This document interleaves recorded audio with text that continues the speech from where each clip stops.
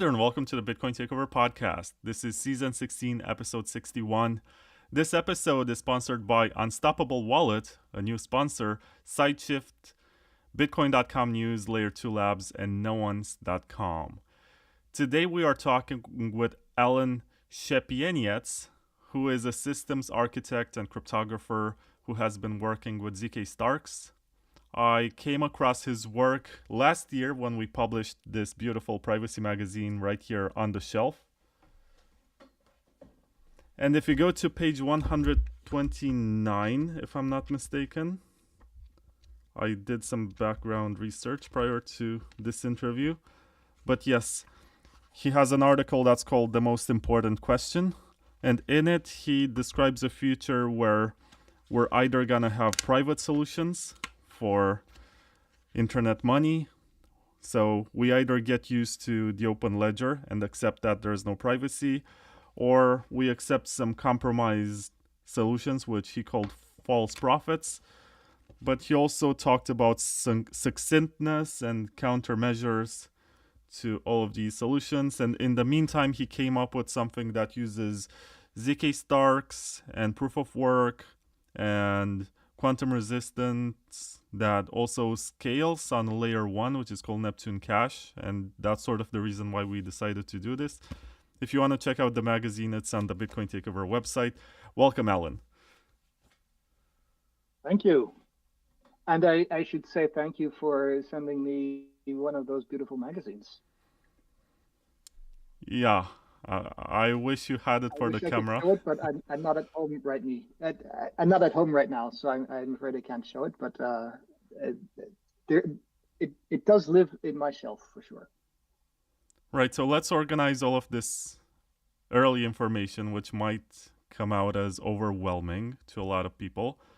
What's your story with Bitcoin, and how did you become disillusioned with the privacy and decided to work on something else?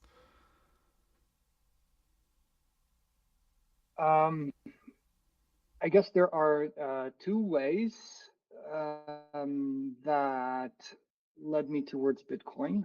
One is I was always fascinated by cryptography. The first program that I remember writing was a toy cipher that would rotate bitwise all your characters by a secret amount. And obviously that's hopelessly insecure, but at the time I didn't know that. I was just learning the program. Anyhow, because I was always interested in privacy, Bitcoin came onto my radar rather soon. And the other path is through libertarianism. I was a avid reader of Ron Paul's materials, the reading list in his book, The Revolution, a Manifesto, which he wrote in 2008, right after his first, well, I guess technically his second presidential campaign. And yeah, I started reading up about the theory of money, Austrian economics, and so on. And that's the second reason why Bitcoin came across my path early on.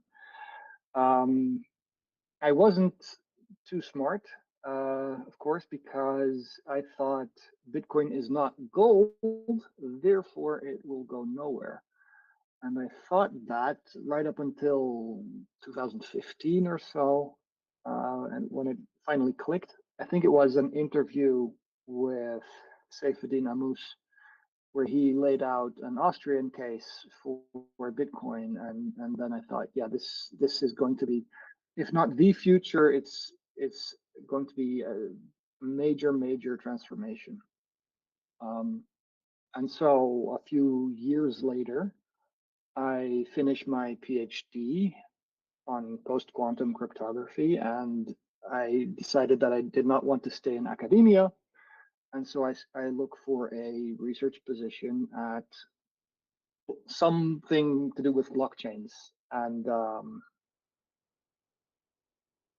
I find such a position working for Nervos Foundation, and that allows me to study up on all things high-tech blockchains.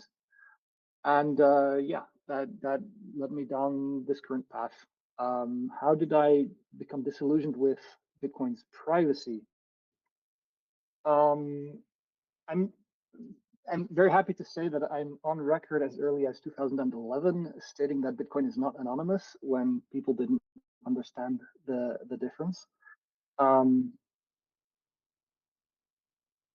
I guess I didn't really grasp the impact of not having anonymity in money until much more recently, pretty much around the point where we founded Neptune Cash and started having to explain why does this selling point matter? Because Neptune Cash would have been a lot easier to build if we hadn't built in privacy.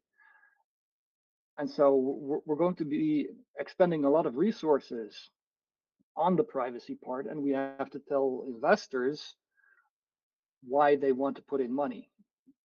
Because this feature, why is it going to generate more money for them in the long term, right?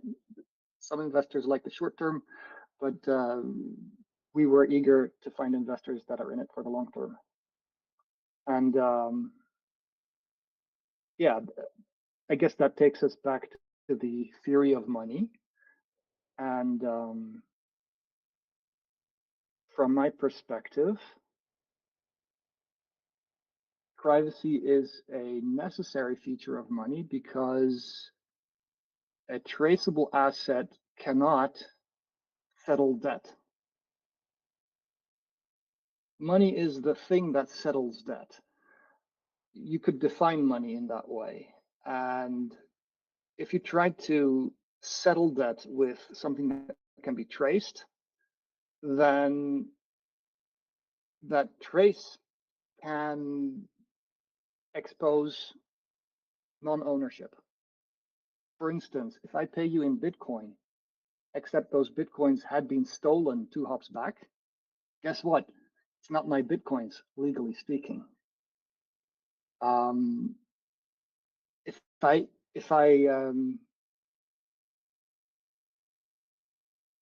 was going to make an analogy by borrowing your car, except I'm not sure where that analogy was going. If I borrow your car and return a different car, you're going to be quite upset because it's not fungible. Money is supposed to be fungible, and there's a very good reason why it's supposed to be fungible, because when you settle debt, that should be the end of it. There shouldn't be this process where you inspect the history of the thing you settled debt with to determine that it really was the legal property of the person who was paying. And only privacy coins give you that. Or, well, I guess you have physical things that give that feature as well. Gold gives you that feature because gold doesn't necessarily have a trace. And you can put your stamp on it, but the stamp on gold is easy to remove. But you cannot remove it from Bitcoin. And that means that the potential taint of Bitcoin will always stick around and potentially haunt you. And so there's going to be a strong demand for something that works like Bitcoin does, except doesn't have this taint. Potential taint. Yeah, I get that. And beyond the monetary purpose of privacy, I think there's also a network level privacy, because I'd like to argue that Bitcoin will not be censorship resistant unless we're gonna make it so that miners cannot distinguish between one transaction and the other. Like, if they can know where the money comes from, they can opt out of including that money into blocks. And the only reason why Bitcoin is censorship resistant is that basically we have a game theory that's going on, and there's a financial incentive for someone else to pick up that transaction. But I think as mining becomes more regulated, it's going to become increasingly harder to get your transaction in the new block, for example, if you have, I don't know, some Silk Road coins or whatever. Or maybe that you did a Coinjoin and you basically have a mix of clean UTXOs from an exchange with a mix of UTXOs from Silk Road once again, and that's also problematic. And until some neutral miner from another country is gonna pick up your transaction, you can actually wait a long time. And that's gonna make Bitcoin less useful if you pay the right fee, but the miners which are super regulated, especially the US ones, which have like 50% of the hash rate, are not picking up your transactions. I think that's also a selling point for privacy. You're not gonna have a truly censorship resistant system unless you also have some privacy baked in. That's a great point. Bitcoin was supposed to be independent of politics, but it really isn't independent of politics if the regulator can say you're not allowed to confirm these transactions. Or they'll probably come in and say something slightly weaker, but no less nefarious, where you're allowed to confirm these transactions, but you have to pay a fine for it. Well, yeah, rational miner is going to pick other transactions to confirm. And then you might have to wait a very long time before those Coinjoin transactions are confirmed. So yeah, I entirely agree with that point. Yeah, people usually try to justify the usefulness of privacy as money, but there's also something to be said about the network itself and the fact that we do want this to be a neutral money system, and it's not going to be a neutral money system for as long as you can get information about every transaction. And I was going to say that in Bitcoin, usually the reason why people say that, I mean, the narratives keep changing for some reason, but the most recent narrative is that we don't want to add privacy because it's gonna upset investors like Michael Saylor, and they don't want they own a lot of Bitcoin. And by the way, Bitcoin is not a proof of stake system. It should not matter that someone who holds a lot of coins has a different opinion, but somehow we care about that.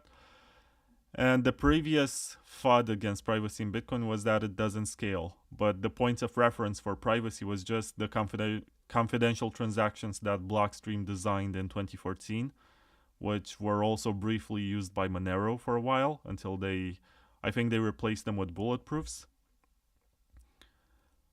And it's just that this argument says that privacy doesn't scale because you need more computation and more storage for these transactions. And I wanted to ask you if this is still applicable, or we got to the point in math and cryptography where you can actually have something that scales and works with today's hardware without significant compromises.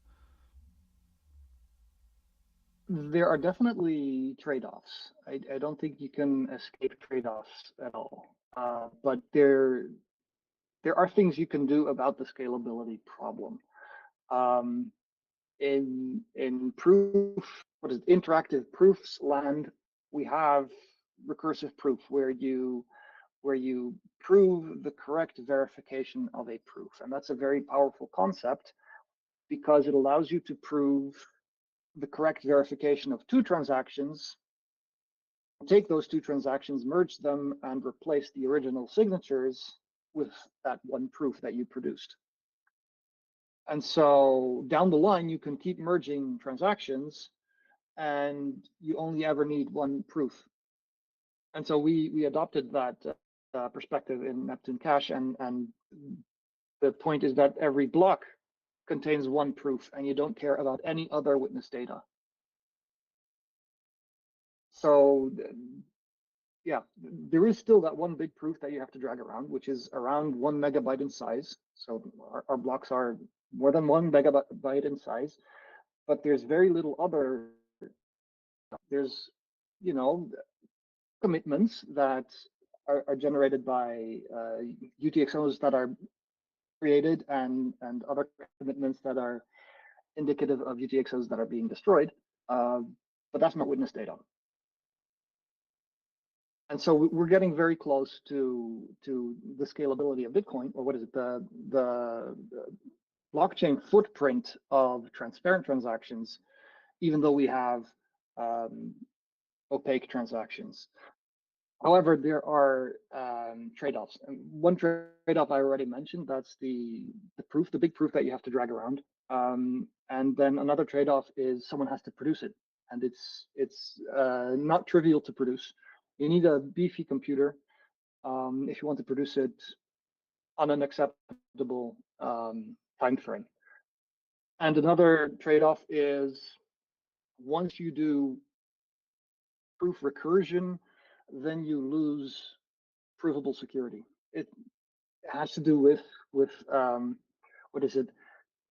Proving the correct evaluation of the hash function relative to which your proof is assumed to be secure. So we prove the security of these proof systems in the random oracle model, which is an idealized version. The prover and the verifier have access to an idealized version of the hash function called the random oracle. And then you're going to prove evaluation of that hash function, but that breaks this idealized model because in the idealized model, you should not be able to efficiently evaluate that that hash function. So there's a security proof step that breaks down, and so you get heuristic security instead of provable security. So there are trade-offs, but we're getting there. Long story short. Yeah, that's interesting. And there's someone in the chat who's mentioning that in Bitcoin there are HTLCs, hash time locked contracts, that use advanced on-chain P2P tech to swap between coins to make them anonymous. I do agree that you can use this, but it still leaves like a permanent trace. And just because and more generally, most of the transactions that happen on the Lightning Network do not leave a trace on the Bitcoin network, and so you can make a sound argument that that is privacy. It's just that if you try to move a lot of money through the Lightning Network, your channels will get out of capacity, and there's a limit to how much money you can move privately through the Lightning Network. And at some point, you'll need to open and close channels. And at that point, if you do that on a transparent ledger, you're exposing privacy again there. I think the capacity of the entire Lightning Network right now is like 4,000 BTC. I need to check on that. And it's not ideal, but then again, 4,000 BTC is more money than most people will ever have. But it's not in a single channel. That's also something that needs to be said. It's just the total capacity in all of the channels. So it means if you're trying to route, I think you'll reach like a bottleneck at around 10 BTC or something. And that's where you're gonna run into routing problems and situations where, first of all, it's gonna be unreliable. Secondly, it's gonna be very costly, because if there's gonna be some sort of node that has that kind of liquidity, their fees are high. And they're going to know that they're the only possible route, and so they can charge whatever fee they like. Yeah. That raises a question. I was trying to make an argument a couple of days ago that the Lightning Network is a significant thing. You really shouldn't underestimate it. And I tried to support that argument with the market cap. So I went over on coinmarketcap.com and had a look, what rank is the Lightning Network? And it turns out it's not there. And I don't know why it's not there, because CoinMarketCap does list other layer 2s. Looks like you have to be a layer 2 on top of Ethereum to be listed on CoinMarketCap. Well, yeah, but the data that you can get from Ethereum layer 2s is definitely like, let me check 1ml.com to see what kind of data you can actually have about the Lightning Network. You can see the number of nodes, number of channels, capacity, but you don't know the daily volume. And I think that's one big impediment for adding something like the Lightning Network on CoinMarketCap. They don't know how much of it gets moved every day. They don't know how many transactions are happening. That's why you can say it's a privacy solution. Yeah, exactly. You're making a very good argument selling the Lightning Network in my book now. Yeah, I think it's useful, but at the same time, it's not what it was advertised as. We were told that this was gonna be the one true scaling solution, the one that's gonna make all the altcoins obsolete. And there were a lot of narratives about Lightning when it came out, and everyone was super excited. And I was lucky enough to be a correspondent of Bitcoin Magazine at the Lightning conference in Berlin back in 2018 or 19. I'm not even sure, but it was a big deal. And then it was not anymore because they ran into a lot of problems. They realized that the amount of, I mean, it was obvious from the beginning. If you actually read the white paper, it recommends 133 megabyte blocks just so that all the users of the Visa network can open and close one channel per year. So if you only have that kind of activity on the Bitcoin base layer, with every user opening and closing one channel every year, you're gonna need 133 megabytes. It's in the Lightning white paper, but most people never read that. And we had very unrealistic expectations about how this is gonna scale and how this is gonna work. And then there came a huge wave of disillusionment. Like, hey, I thought we were gonna scale Bitcoin with this, but it's not really for scaling Bitcoin, it's just for moving funds faster. It's one particular dimension of scaling Bitcoin, and there are other dimensions that you should be looking at, like what's the cost of running a full node. Yeah, no, I think Lightning is the most underrated technology since Bitcoin itself, and I also agree that it's not really taking off as much as I had thought it would a couple of years ago. And I think one of the reasons that might be the case is because there's nothing to trade Lightning against, unless you're lucky enough to live close to a vendor or someone who takes Lightning in exchange for services or goods. The only times I ever used Lightning was to pay off a debt to a friend who also happens to be a Bitcoiner. And most of my friends, by the way, aren't Bitcoiners, so they already don't believe in Bitcoin. How could I convince them to open up a Lightning channel? No, I think the technology behind Lightning is going to get its biggest boost or recognition is when you can start trading stocks, tokens, and so on over the Lightning Network, except it has to be a different base layer from Bitcoin because Bitcoin doesn't support other types of tokens. But once you can start trading through channels similar to the Lightning Network, different tokens. Some tokens represent stocks. Some tokens represent native coins on your favorite cryptocurrency. Some tokens represent non-fungible tokens, whatever. High frequency trading is what the Lightning Network was built for, or in my eyes. I'm not sure it was on the mind of the designers when they designed it, but I think that's where the Lightning Network will show its true potential. It's because no other marketplace simultaneously has a high frequency of matching orders and works without trust.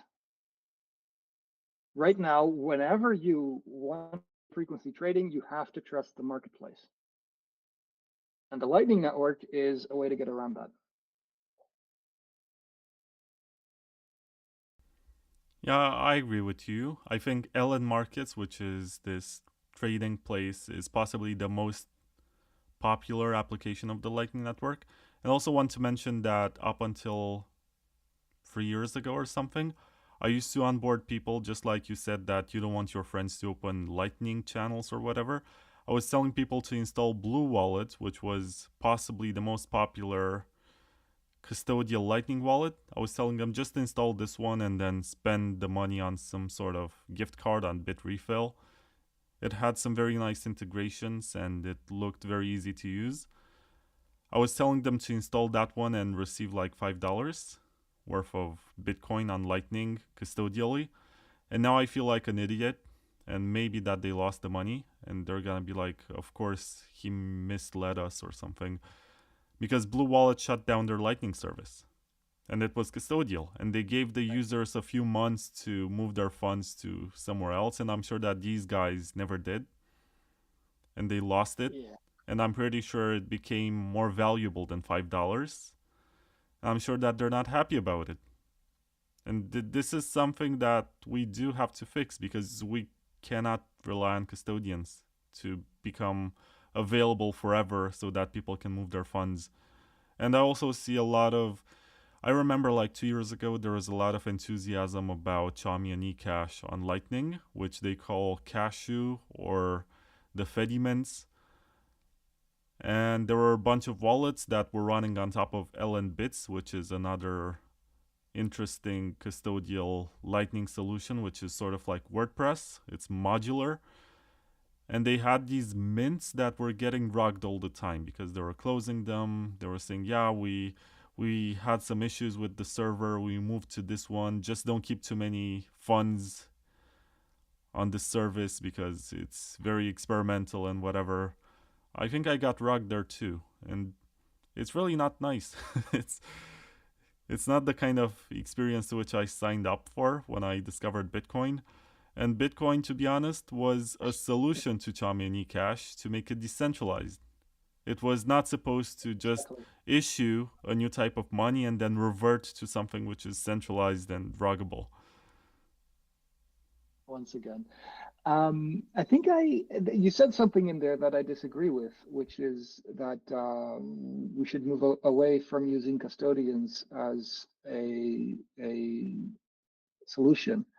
I disagree with that because right now we have proofs of arbitrary computation, and so I do think we should remove the trust assumption, and we should just require custodians to produce proofs of integral computations. And yeah, I think the future is custodians who deliver a service, but they have been made incapable of fraud through zero knowledge proofs.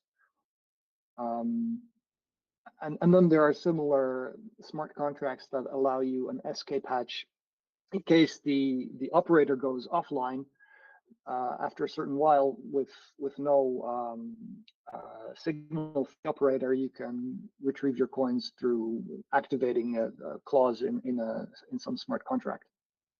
I think that's a valid solution towards scaling. Custodians can scale. I mean, it's easy for custodians to scale because it's centralized, right? But the difficult part is making them hard to, or making it difficult for them to steal the funds of the users. And I don't mean this by enforcing law or something, because that also doesn't scale and is very time consuming. I mean this with actual cryptographic proofs that make everyone sure that the funds are there, like proof of reserves or whatever. But that one is also problematic, especially if it relies on third-party audits, which get published only when it's convenient and when they actually have the funds, and then all they have to do is just have the funds the day before the audit and the day of the audit, and then they can run their business as usual. Or you can have continual proofs of reserves, and you can link those proofs of reserves up to a smart contract once again, in which a sizable fraction of those reserves are held and staked, so that if they should fail to produce a proof of reserves, even for one day or even for 1 second, then you can slash that stake. If 10% of the reserves are at stake, then they had better make sure that their auditing is up to scratch and that their proof servers don't go down. That's the world I would like to see. Well, the world that I would like to see is some cypherpunk utopia where everyone is holding their own keys. And that's something which I encourage my listeners to do. Like, hold your own keys, be aware of what you're doing. Let me plug a sponsor which actually helps you hold your own keys. It's Unstoppable Wallet. They're new to the show. It's the first time when I talk about them. But basically, they have the best vetting of any wallet that I promoted on the show, I think. No offense to all the others, but if you go to bitcoin.org and they have this wallet section where you choose your Bitcoin wallet, they actually list Unstoppable Wallet and they have very good recommendations. And Unstoppable actually has support for lots of coins with built-in swapping. So, for example, you can swap your Bitcoin for Zcash or whatever within the app, or Monero, or maybe Neptune Cash. I'm not sure if it's gonna get listed or supported. It's up to you. But I think it's really cool. It's open source, and it also has a duress mode, if I'm not mistaken. I haven't had the privilege of using it, but it's a very smart way of approaching an attacker. For example, you can put... It's just a derivation of BIP39. It's how this works. But let's say that someone follows you home and says, show me what you have in your wallet. And you have a separate pin that let's say you have 1234 that opens up your other wallet. And let's say that you put like $500 in there and you show that it's what you actually have. And they say, well, it's not really convincing. And you say, well, I wasn't serious on the internet. I just like to joke with my friends that I'm very rich, but I still have a normal job and whatever. And if you want to steal this from me, take it away. And it's actually a pretty good way to not lose everything. So think about it. It's interesting, and it's free to download Unstoppable Wallet. And speaking of swaps, there's also Sideshift, which is a service where you swap without having to register or without having to give out too much information. The use case which I usually recommend during a bull market, which I think is not over yet, or if you think it's over, then you can swap for stable coins. But if someone wants to pay you in stable coins which are not censorship resistant and are actually confiscatable, you can just send the stable coins to Sideshift and get your BTC or ETH or whatever it is that you prefer that is much more censorship resistant and useful for yourself and might actually go up in price. So check out Sideshift.ai and see for yourself if this is useful. And now let's get back for a little while to our conversation about scaling privacy, because I think this is sort of the holy grail, right? To be able to have something which is private and scalable and also decentralized. And basically you have built Neptune Cash on top of or using the technology of ZK-SNARKs. First, I'm going to ask you to define ZK-SNARKs and how they're different from the ZK-SNARKs that are used by Zcash. And then the natural question of why did you have to start a separate blockchain layer 1 and issue a new currency for this? Remind me of the second question when I get there. First, or remind me of the third question. The first two questions are define Starks and what are the difference between that and Snarks. So Starks are scalable, transparent arguments of knowledge. They're an interactive proof system that usually boils down to using the Deep Ali protocol and Reed-Solomon code words and Merkle trees. And so since they use Merkle trees in addition to the Fiat-Shamir transform, they are secure, assuming you have a secure hash function. And that is one of the two big distinguishing factors between Starks and Snarks. In SNARKs, you might also need to assume the security of a hash function, but you definitely also need to assume the difficulty of computing discrete logarithms over an elliptic curve. And we know that that assumption is false in the presence of quantum computers. That's one big distinguishing factor. And then the other big distinguishing factor is that SNARKs come with trusted setup assumptions and toxic waste, whereas Starks do not. And Stark stands for transparent, and that's what transparent is used to mean. And so if you and I agree about the hash function, then there's no other public parameters that that you need to take on faith in order for you to verify a Stark proof that I would have produced. Those are the two big differences, but then there are other smaller differences, like Stark proofs are huge. Our proofs are on the order of megabytes. Rarely bigger than 1 megabyte, but quite often in the hundreds of kilobytes range. Other teams have invested a lot more in shrinking the size of their Stark proofs, but for us that wasn't a priority. So that there's the size, and then there's the verifier speed, and yes, Starks can be verified insanely quickly already, but you care about the verifier speed even more so when you're paying for every cycle in gas because your smart contract is running a verifier. And so what people do in practice is they use a recursive snark to prove the correct verification of a Stark so that the smart contract is actually verifying a snark, because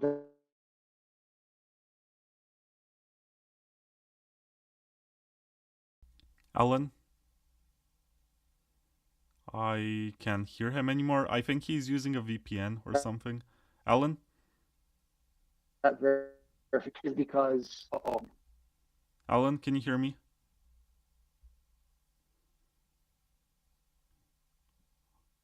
I'm really sorry for this. It's just a technical issue. I think it's on his side. And he will have to maybe refresh his call or something. I'm not sure if you can hear me, Alan, but you cut off. In the meantime, until he comes back, I'm gonna tell you about No Ones, which is a peer-to-peer marketplace which tries to empower the global south. Yeah, he left and he's gonna come back. He sent me a message too. His connection dropped. It's fine. He's gonna come back. Don't worry about it. He's gonna tell us about why ZK-SNARKs are great once he returns. In the meantime, noons.com, the place that tries to empower the global south. The CEO, Ray Youssef, previously made Paxful very successful, and now he's focusing all of his energy on No Ones, which has the purpose of empowering citizens of Nigeria and a lot of African countries and a lot of Middle Eastern countries and a lot of South American and Central American countries. And basically they have a peer-to-peer exchange, a spot exchange, a debit card that you can use for spending. I'm just plugging some ads so I can fill the space. So excuse me while I'm at it. So check out noons.com, and you're not just trading but providing liquidity to people who might actually need to get access to the coins. And I've also searched for Neptune Cash and your name, Alan, on Bitcoin.com news, and I couldn't find it. I guess they need to catch up and see what's happening in the privacy space and also the quantum resistance space, and we need to talk about that too. News.bitcoin.com is usually the place where I go to read news which take me outside of my usual bubble and are not too political, are not too institutional. They're just right. They're in that middle sweet spot which I really like. And I also find news about gold, I found news about silver, I found news about stuff I don't really care about but might be interesting in the future. So check it out and maybe you'll be surprised. news.bitcoin.com. And last but not least, and then I'll be done with all the ads, is Layer 2 Labs, which is basically trying to build the sidechains the way that they were supposed to happen on Bitcoin. They have what they call the Drivechain, which is miner enforced. You can read the BIP 300 paper. I'm actually curious what you think about that, Alan, once I'm done with this. And they have a sidechain for Zcash. They have one for Ethereum. They have something for prediction markets, for assets, like Namecoin used to be like. And you can actually test the software, and that's the purpose of this ad. They have a Telegram channel that's called Drivechain Talk. They have layer2labs.com/download, where you can get the latest version of the Drivechain software, which runs on the Bitcoin Signet. And it's very useful for you to see what the future of Bitcoin can actually look like if we activate BIP 300. So check it out, layer2labs.com. Do you have any opinion about that? BIP 300 and 301. Yeah, I wonder why they weren't updated to take into account Starks, because as I see it, the miners can, if they could, steal your money when you do an on-chain withdrawal, or what is it, on Bitcoin withdrawal. Whereas the technology exists to make them incapable of fraud. And so I wonder why Paul didn't update his BIPs to make use of that technology. I mean, that would be amazing. I should get the two of you in contact. You're both of Polish ancestry. His name is Torts. Yours is No, Szepieniec. I think he's Hungarian. No, No, he's Polish. that's. Are you sure? I am. I know. He's proud of Okay, Poland, but he's not Polish. Maybe his grandparents are or something. He was born in the US. I see. Yeah, that's not too similar. Not too dissimilar from myself. I don't speak Polish either. Yeah, I should get you guys in contact. I think if that gets pulled off and you can actually have Starks in the middle to make sure that the miners cannot steal, that's gonna be a big turnaround in both utility and narrative for drive chains. Because if you can actually do that, a lot of the FUD is gonna go away. And yeah, if you can do that, I would be a supporter as well. I think the entire shtick of every Bitcoin sidechain is to avoid precisely that problem somehow. And unfortunately, they always fail because the existing solutions just aren't very good. Um, what is it? There was a collider script. Um, yeah, I can't conjure the solutions I read up about yet. But if we don't have a soft fork, it's very difficult. If we do have a soft fork, well, then BIP 300 plus Starks sounds like an excellent solution. And if I guess that's to do the kind of soft fork that goes all the way in the direction of the right solution. There's also this kind of sneaky soft fork where we introduce an opcode that doesn't look like it's capable of too much, but is actually capable of supporting Starks. And that's the route that the opcat proponents have taken, because it turns out that with opcat you can actually do everything you need. So my position is that we don't want opcat. We want something that's tailor-made to the task. We want opstark verify instead. Or BIP 300 plus Starks. I can live with that as well. I mean, that would be amazing, to be honest, because to me, that's what Bitcoin maximalism is about. Maximizing what Bitcoin does, not trying to gatekeep what comes into Bitcoin and saying, well, I don't like this. Every attempt to change or improve Bitcoin is an attack on Bitcoin. I think that's just stupid. Math and cryptography have evolved so much over the last 16 years, almost 17, And it's just silly to ignore all of it, or to say that only a handful of people are part of the council of people who can actually bring soft forks to Bitcoin, which has been the case over the last decade or so.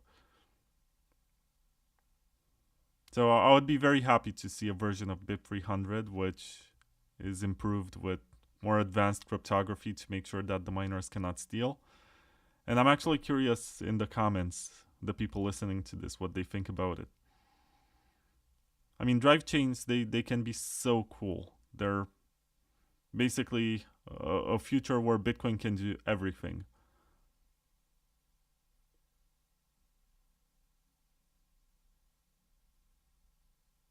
Agreed.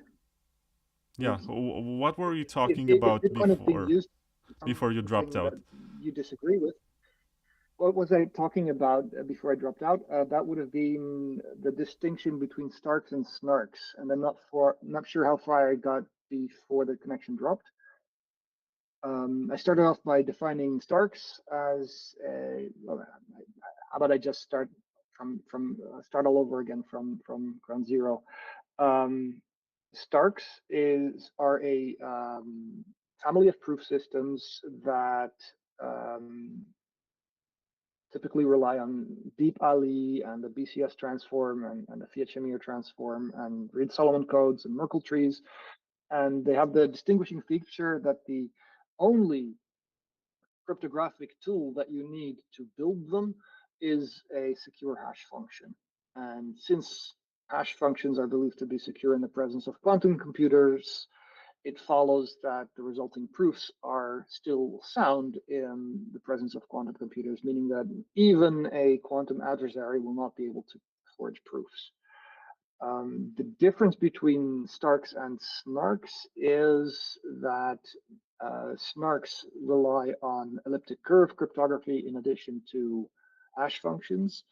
And Snarks, moreover, come with a trusted setup procedure where cryptographic toxic waste is generated, and you have to trust the participants in that trusted setup ceremony to securely delete that cryptographic toxic waste.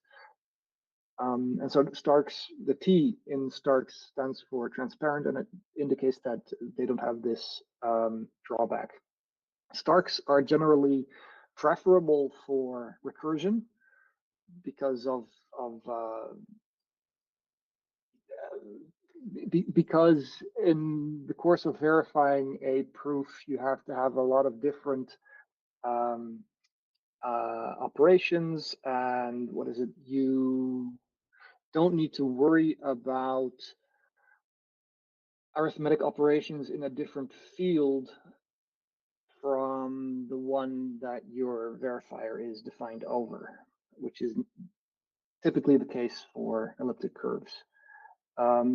So yeah, while Starks are preferred for recursion, what ends up happening in practice most of the time is that people write their smart contract verifiers, they write a snark for it, because a snark verifier is the one that minimizes the gas cost.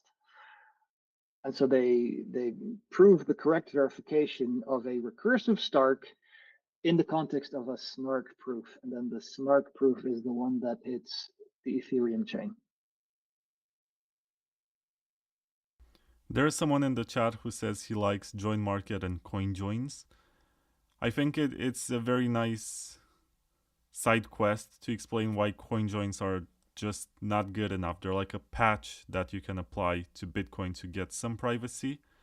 There are some trade-offs because you're not gonna have the coins accepted on some exchanges.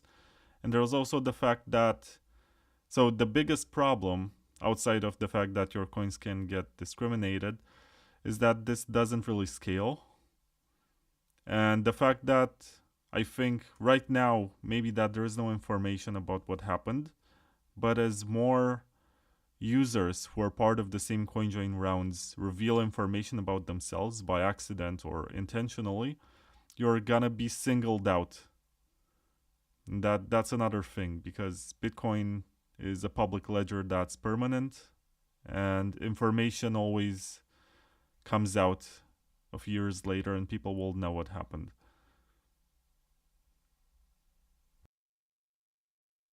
And most Bitcoin users don't use this type of privacy patch, and so your anonymity set is limited to all the participants who choose to partake, which is by nature a lot smaller than all the participants of Bitcoin. Yeah, on This is Bitcoin, this something kind that of logic people haven't applies. really... On something like Zcash, it doesn't, because if you join, for example, the anonymity pool, the shielded pool on Zcash, you're gonna have, I think the anonymity set is like 1 in hundreds of millions or something. So once you're Sounds in the about right, shielded yeah. pool, even if only 2 people are using it or you're the only user, you still have that 1 in hundreds of millions anonymity. Yes. Yes. So the thing this user mentioned that he likes was shielded pools and Coinjoins, and that criticism that I mentioned applies only to Coinjoins, where you're interfacing with...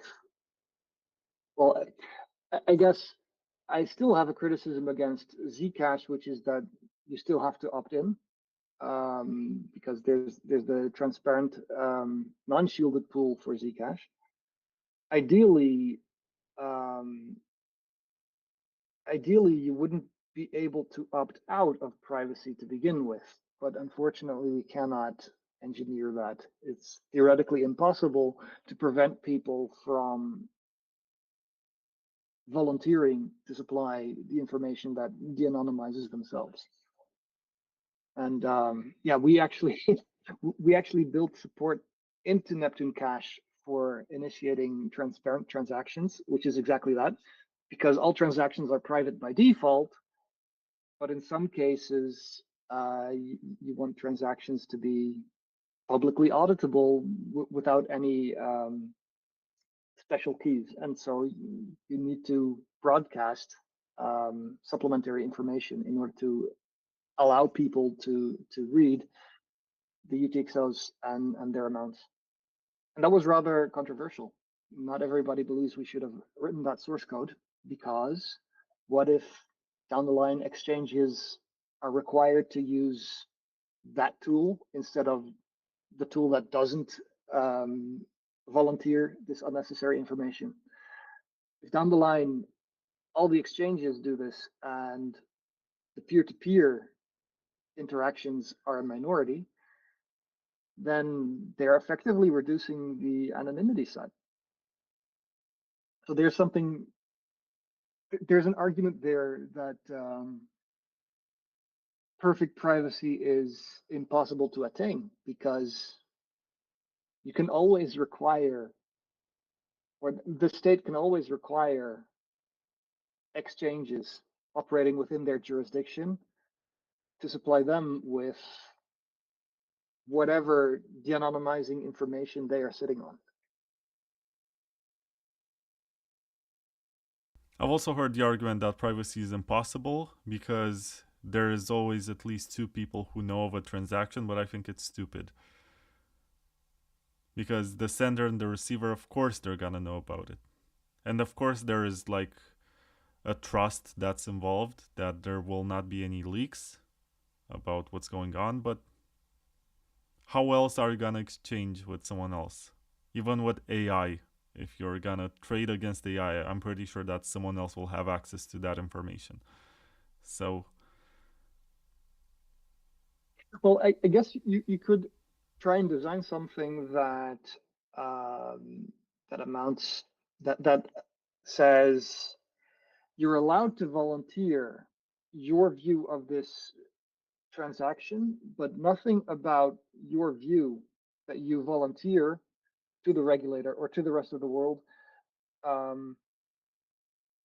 is compelling enough to constitute evidence that this transaction actually occurred. And I think Lightning already achieves this, because it's just an entry in my log, I might as well have falsified that entry in my log, and the only thing that really verifies that my Lightning balance or the collective balances in all my Lightning channels is what I believe it is. The only thing that verifies that is when I actually take those Lightning Bitcoins out and turn them into on-chain Bitcoins. And it only verifies an aggregate of transactions. So the information on the individual transactions is lost at that point. And up until then, it's not compelling evidence.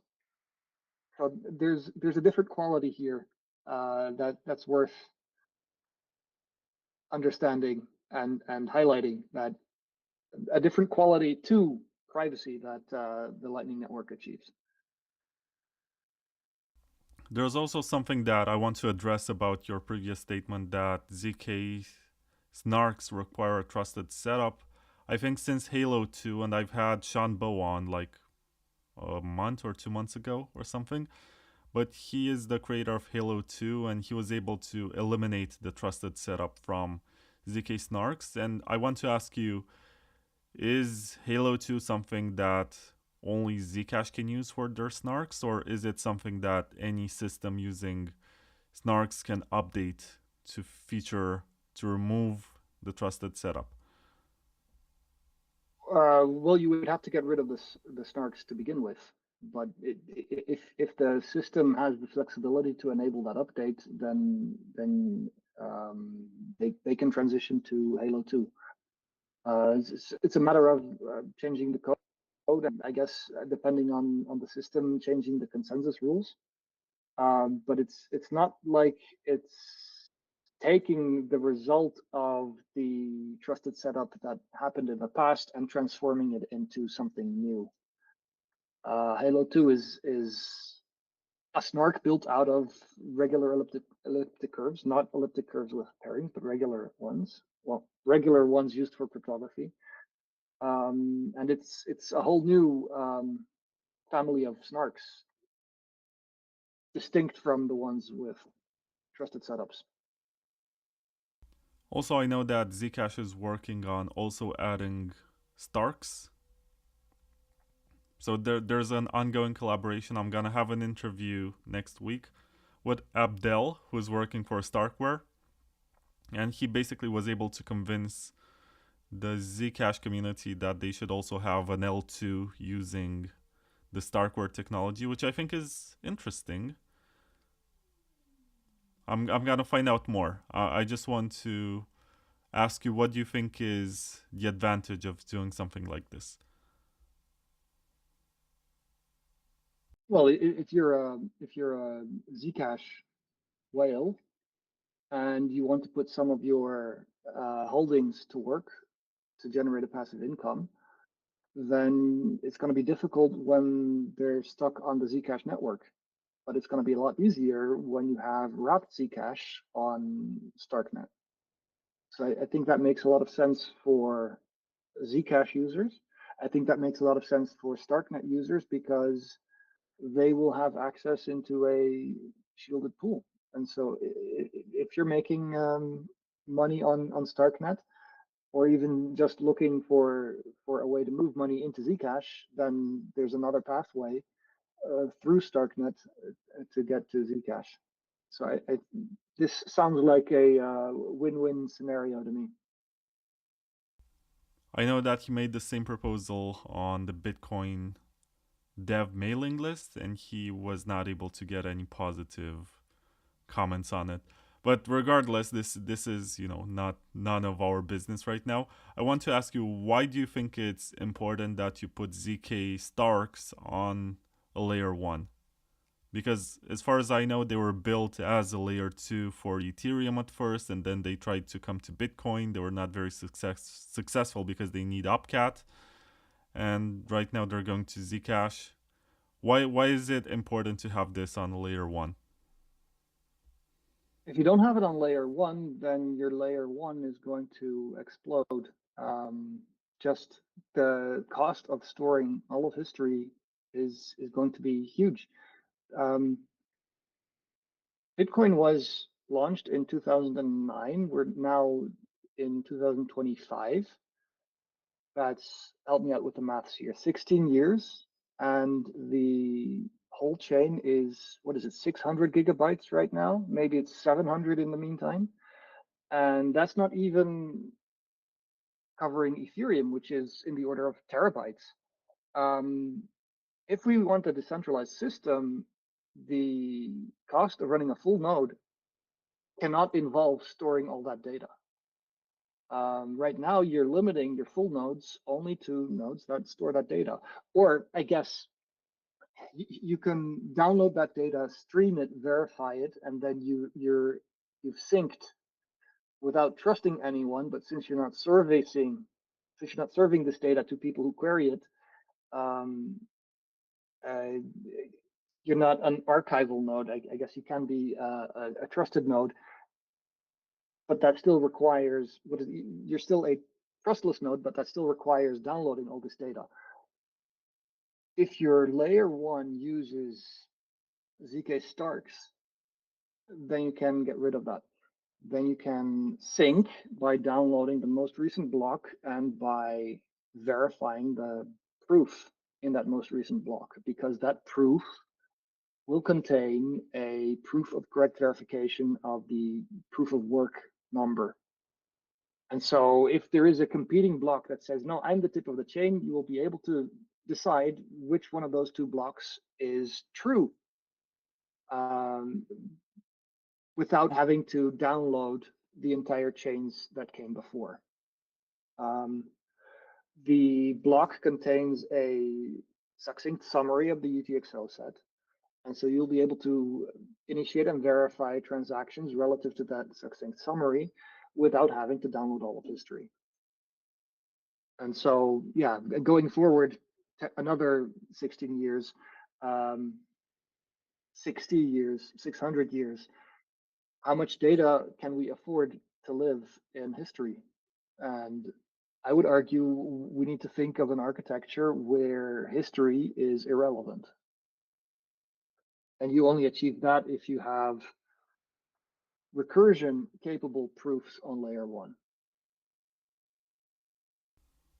That's interesting. So basically, you designed the layer one, which is proof of work, which uses ZK-SNARKs for both privacy and quantum resistance and scale. Not both, it's three of them. It's scalability, it's quantum resistance, and also privacy.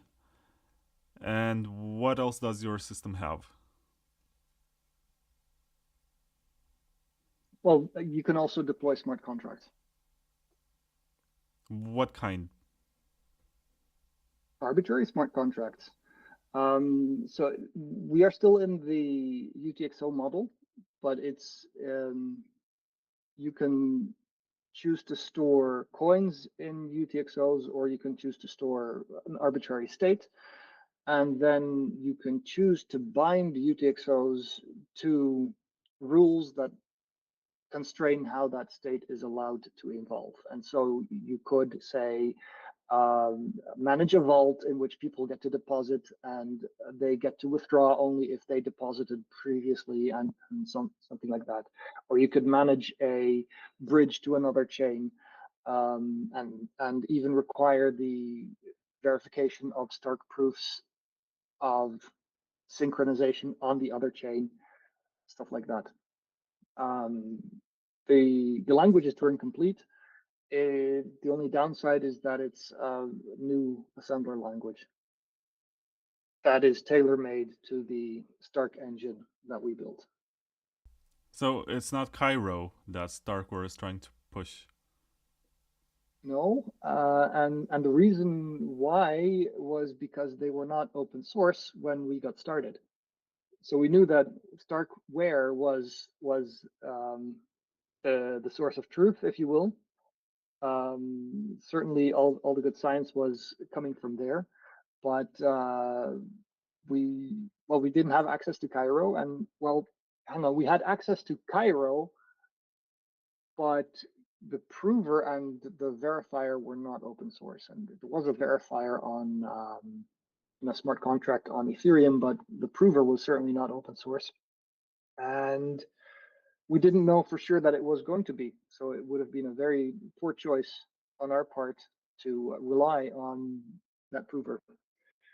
I guess we could have written our own prover from scratch for Cairo, but if you're going to do that, then you might as well design your own assembler language, particularly if you have other operations related to privacy that you'll need to prove the correctness of. And well, there are other operations, yes, but they're not relating to privacy. The only one that comes to mind is proving the correct evaluation of the hash function. We picked a hash function that admits a rather small overhead, complexity overhead on the prover. And nobody else uses that hash function. Well, that's not entirely true. I guess there are 2 other projects that use the hash function as well. But certainly Starknet does not. Yeah, and so part of the reason why you want to build the entire Stark engine in-house is so that you're on top of the code base, and if you need some detail somewhere to change, then you can just reach in and change it without too much of a hassle. Whereas if you're building on someone else's code base, there was the issue of, is it going to be open source? And what if they change the specs? So yeah, that's the reason why we decided to build our own Stark engine in the end. Yeah, it's interesting, but it's also a bit unfortunate because there's so much division of different scripting languages and smart contracting languages. And I guess the market will decide which ones will win. It's just that I want to ask you, is it just as simple as deploying Solidity smart contracts, or is it different in the approach? Like, are they like JavaScript based or Rust based, or how would you describe the smart contracts in Neptune Cash? Well, it's much more similar to x86 or MIPS or RISC-V. You have to write assembler code in an assembler language that is probably going to be new for most people. And then on top of that, it's different from deploying smart contracts on Ethereum because there is no such thing as global state. Ethereum really is an operating system, whereas smart contracts on Neptune Cash are really just programs related to that particular UTXO or the particular UTXOs involved in the transaction and nothing else. They make abstraction of anything else. So there's this mind shift that comes as a result of working in the UTXO model, but we're not unique because there are other smart contract platforms that work in the UTXO model as well. So, how does the proof of work part work? Did you optimize for CPU mining, GPU mining, or did you go full ASIC? In our eyes, ASICs are a good thing when the time is right to get there. The evolution that Bitcoin had, CPU first, then GPU, then FPGAs, then ASICs, was a perfectly fine evolution, and we're hoping to benefit from the same evolution. Right now, it's in the GPU stage. Down the line, there's something I should say first, which is that proof of work, both steps, firstly, it's divided into 3 steps. Upgrading, composing, and guessing. Upgrading relates to transactions. So whenever you merge 2 transactions, that's an upgrade, but you also need to update transactions to the latest block. And there's also raising a collection of proofs into a single proof such that users don't need to produce big proofs in order to initiate transactions. So various things you can do to transactions to make them, viable for the next stage in the confirmation pipeline. That's the upgrading step. And you can collect fees upgrading. And then there's the composing step, where you select one of the transactions in your mempool and wrap it in a block. And then you prove the correctness of that block by doing many things and verifying the correctness of that transaction. And then you have a block proposal. The block proposal only becomes canonical if it is also guessed on. So guessing is what you would call mining in Bitcoin, where you supply a random nonce in the header, hash the block to see if the hash is smaller than a target. And so even guessing is memory hard by design, because there's this fancy Merkle tree system in there. And we made it memory hard for a couple of reasons. One of which is so that we incentivize people to engineer hardware that works fast when you're dealing with a lot of memory, because that happens to be the same hardware on which you can produce proofs fast. Another reason is that we wanted people to have more investments than the existing hardware that they already have when they participate in mining Neptune Cash. And so typically you would have to buy GPUs in order to start guessing. So what is the And name so of this all three mining stages algorithm? are. All right, go ahead. Which mining algorithm are you using? Well, it's unique to Neptune Cash. You need to have a block proposal with a proof, and so one step involves producing proofs, and secondly, you need to have a nonce such that the hash of the block is smaller than the target, but the nonce also needs to satisfy other requirements, making it into a memory hard task. So it's very difficult to do it with less than 40 gigabytes of memory. Would you say that it's nice hashable, meaning that you can rent the mining gears so that you can take a majority of the hash rate? I guess. You can definitely outsource mining, or what is it? If you have access to a GPU as a service, then you can acquire that service and direct it towards mining Neptune Cash. Yes. Would you be able to do that profitably? Unsure.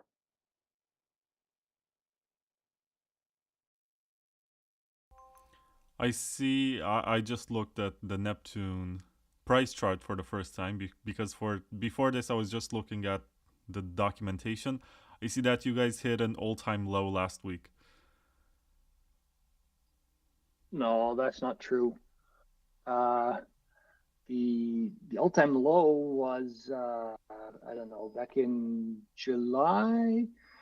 There was a month in which the network was down because we had discovered an undetectable inflation bug.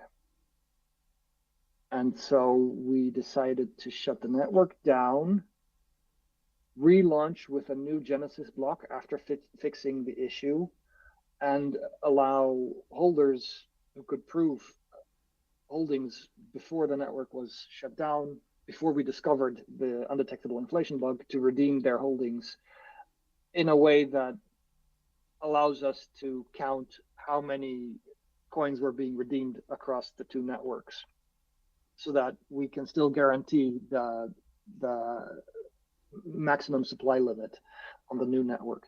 Anyhow, there was a month where the network was down, and in that month we hit our lowest point, which I think was $0.1 per coin.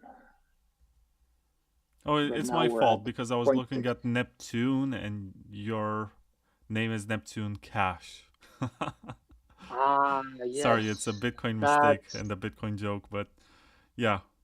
It says, even for this one, it says that the all time low was 52 cents 7 days ago for NPT.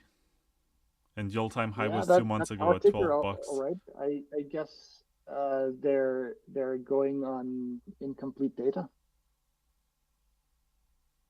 So the good news is that we are 6 times above the all-time low. The bad news is that we are still significantly below the latest fundraising price, which is life.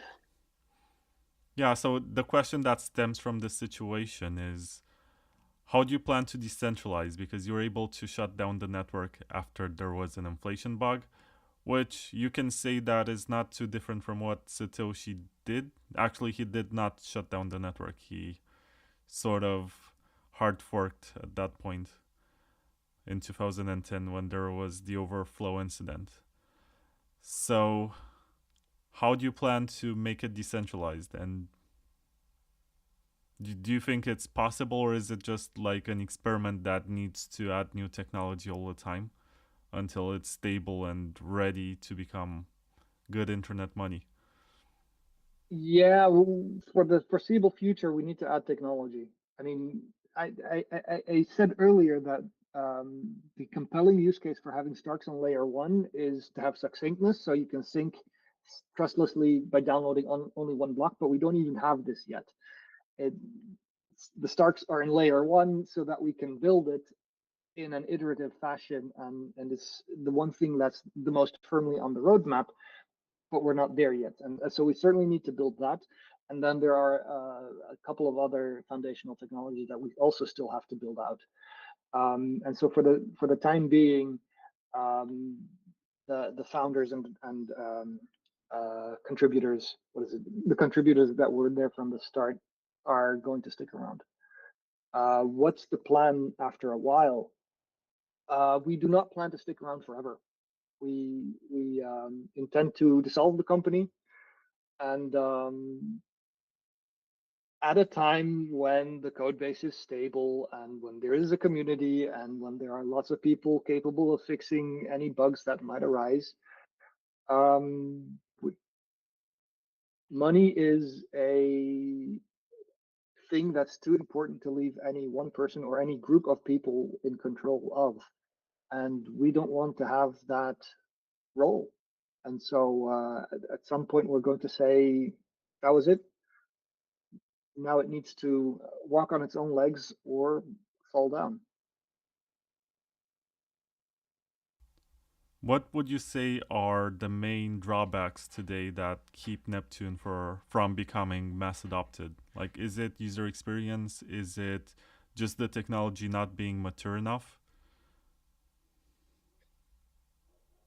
The user experience and the technology not being mature enough, those are two sides of the same coin, I'd say. It's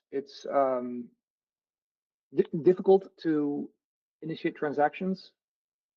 If you do it on a modern laptop, you can totally do it. But if you try to do it on a Raspberry Pi, you'll discover that you can't, because the Raspberry Pi doesn't have enough RAM to produce the proofs that you need to produce. There is that, right? We have strategies for addressing this in some way in the future, and so that comes. What is it? There is a development task that we intend to do to address this, and then the user experience will be a lot better. I think, though, that the single most depressing, as though it may sound, the single most important factor in driving adoption is price. And yeah, you can even have a price boom that is totally unrelated to the underlying technology, and you will still have adoption because people will end up holding coins on the exchange or holding wrapped coins somewhere else. or holding coins via their the guru in their circle of friends. And so, yeah, is that adoption though? Maybe by adoption you really mean people holding their own keys and running their own nodes. And if that's what you mean, yeah, then I think we're already doing pretty good, because we've already shrunk the cost of running a full node to a small cost. It's totally possible to run a fully verifying node on a Raspberry Pi. You cannot initiate transactions on a Raspberry Pi, but you can run a verifying node, no problem. Down the line, you will have to add a SD card to store all of history, but maybe we will have succinctness first, and then you might not even need that anyway. Yeah, so there are user experience issues, and there are development issues related to this technology being too young, and we try to develop without keeping an eye on price, because the information that price drives adoption is just too depressing. And so we develop instead of looking at the price every day. Right, so what would you say are the hardware specs that are just good enough for running a node on Neptune Cash? So there are two ways to initiate a transaction. In the most bare bones way, you need to produce a proof collection, which is a bunch of relatively easy to produce proofs. And then you outsource the raising step, which is where you combine those proofs into a single proof. If you just care about producing the proof collection, you still need some 15, 16 gigabytes of RAM, and a couple of cores on your CPU. That's if you want to initiate transactions. If you don't care about initiating transactions, then a Raspberry Pi will be enough. You don't even need more than one core, and maybe 1 or 2 gigabytes of RAM will do. For sure, the cost of compiling the source code from Rust is going to exceed the cost of running a full node if you care only about verifying. Okay, so would something like a Dell XPS or something, which is a laptop that's maybe on the higher end, would that be enough to fully validate? It has like, let's say 32 gigabytes of RAM and 8 cores CPU. That's enough to initiate transactions with. Okay.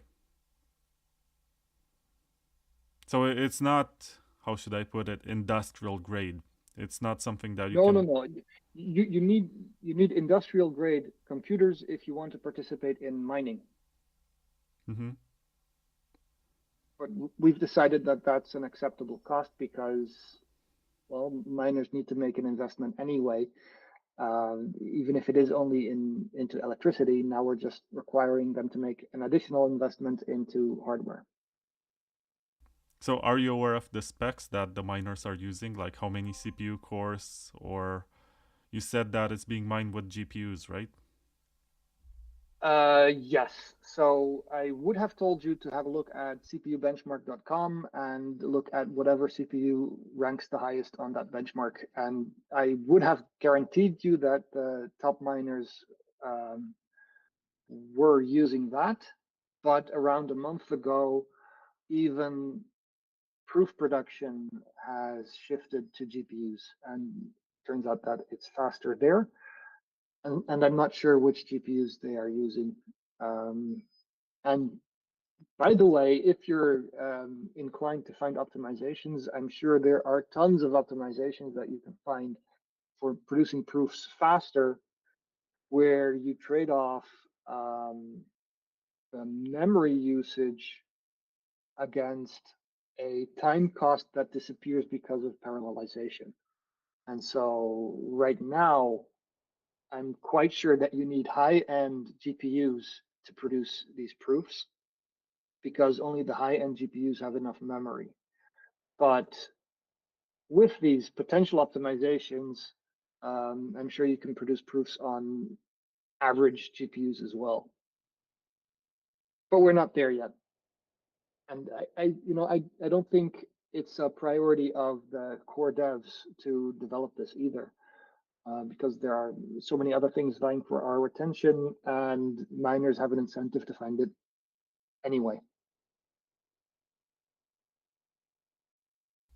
Yeah, so it seems like for single thread performance on CPUs, so I actually answered the question for those who are interested. Seems like the ARM Apple M5 processors are the best. And I'm not sure if Neptune Cache is optimized to run on macOS. That's another question. And for multi-threading, you should get the AMD Ryzen Threadrippers, the 9995. Yes. That's what you should actually get, and that's like $13,000. Yes. Oh, and I'm sure kind of amazing how AMD has the most powerful processors nowadays. I remember the Intel days when AMD was just like a footnote, like the cheaper alternative. That's what I remember AMD as. Yeah.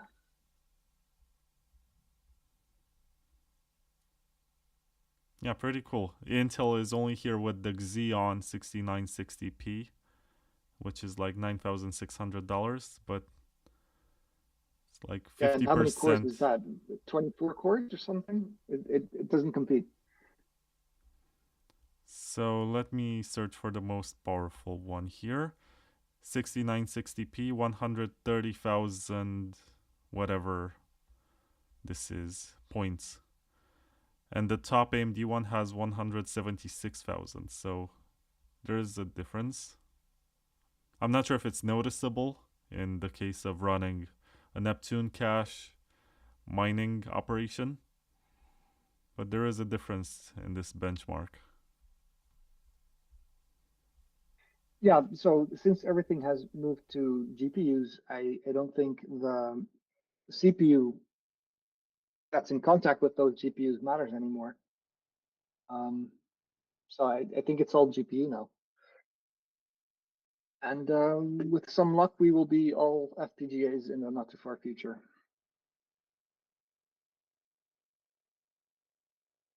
Well, to be honest, GPUs are cheaper anyway. Like you look at the 5090 RTX, it's like $3,000. I'm not saying it's cheap, but it's like 4 times cheaper than getting a high-end CPU. So there's an advantage here. You get better performance and also better cost.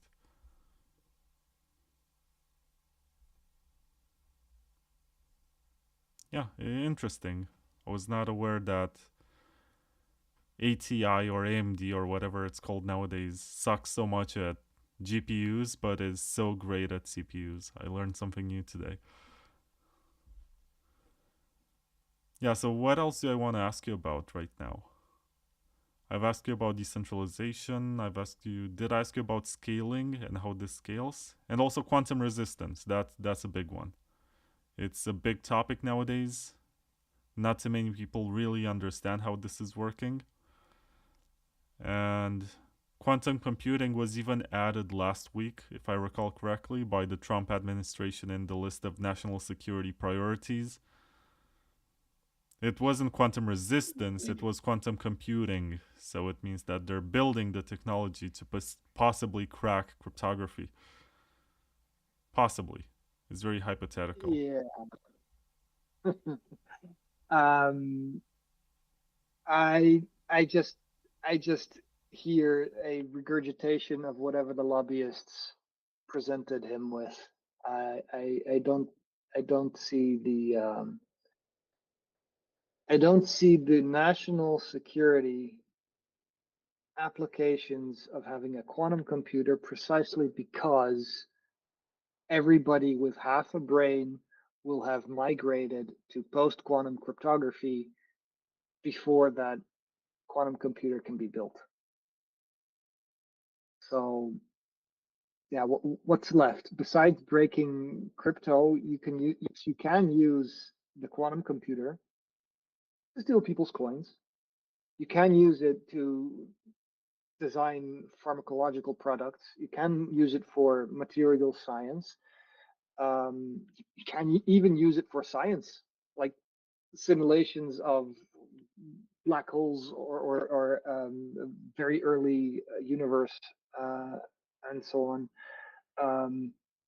And all of these things are great applications to have quantum computers for, but they're not national security. They're not relevant for national security unless you include the competitiveness of your home industry under the umbrella of national security. Yeah, anyway, quantum computing is a big topic, and there are even people who are investors in Bitcoin who are concerned that this can be a threat for their long-term holdings.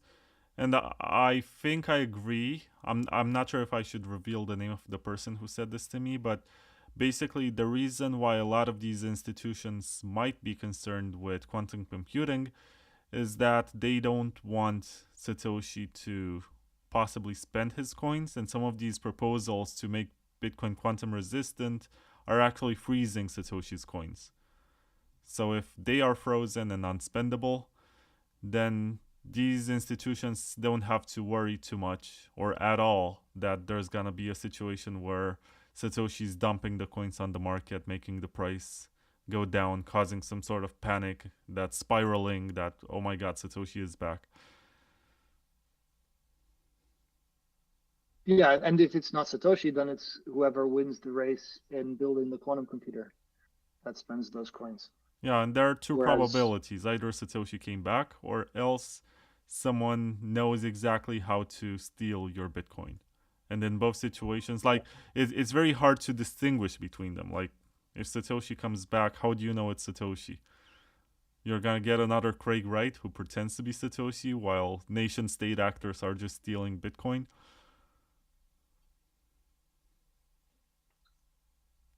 I guess if quantum computers are built, then there is no way to distinguish Satoshi from a quantum computer. End of story. Yeah, so Um, Satoshi, if you're listening to this, you don't have too much time. Sell now. yeah, I think now is too late. If he sells now, then people will think that quantum computers have arrived. So even before quantum computers have arrived, Satoshi's sale is indistinguishable from a quantum computer's sale. Kind of funny how that works.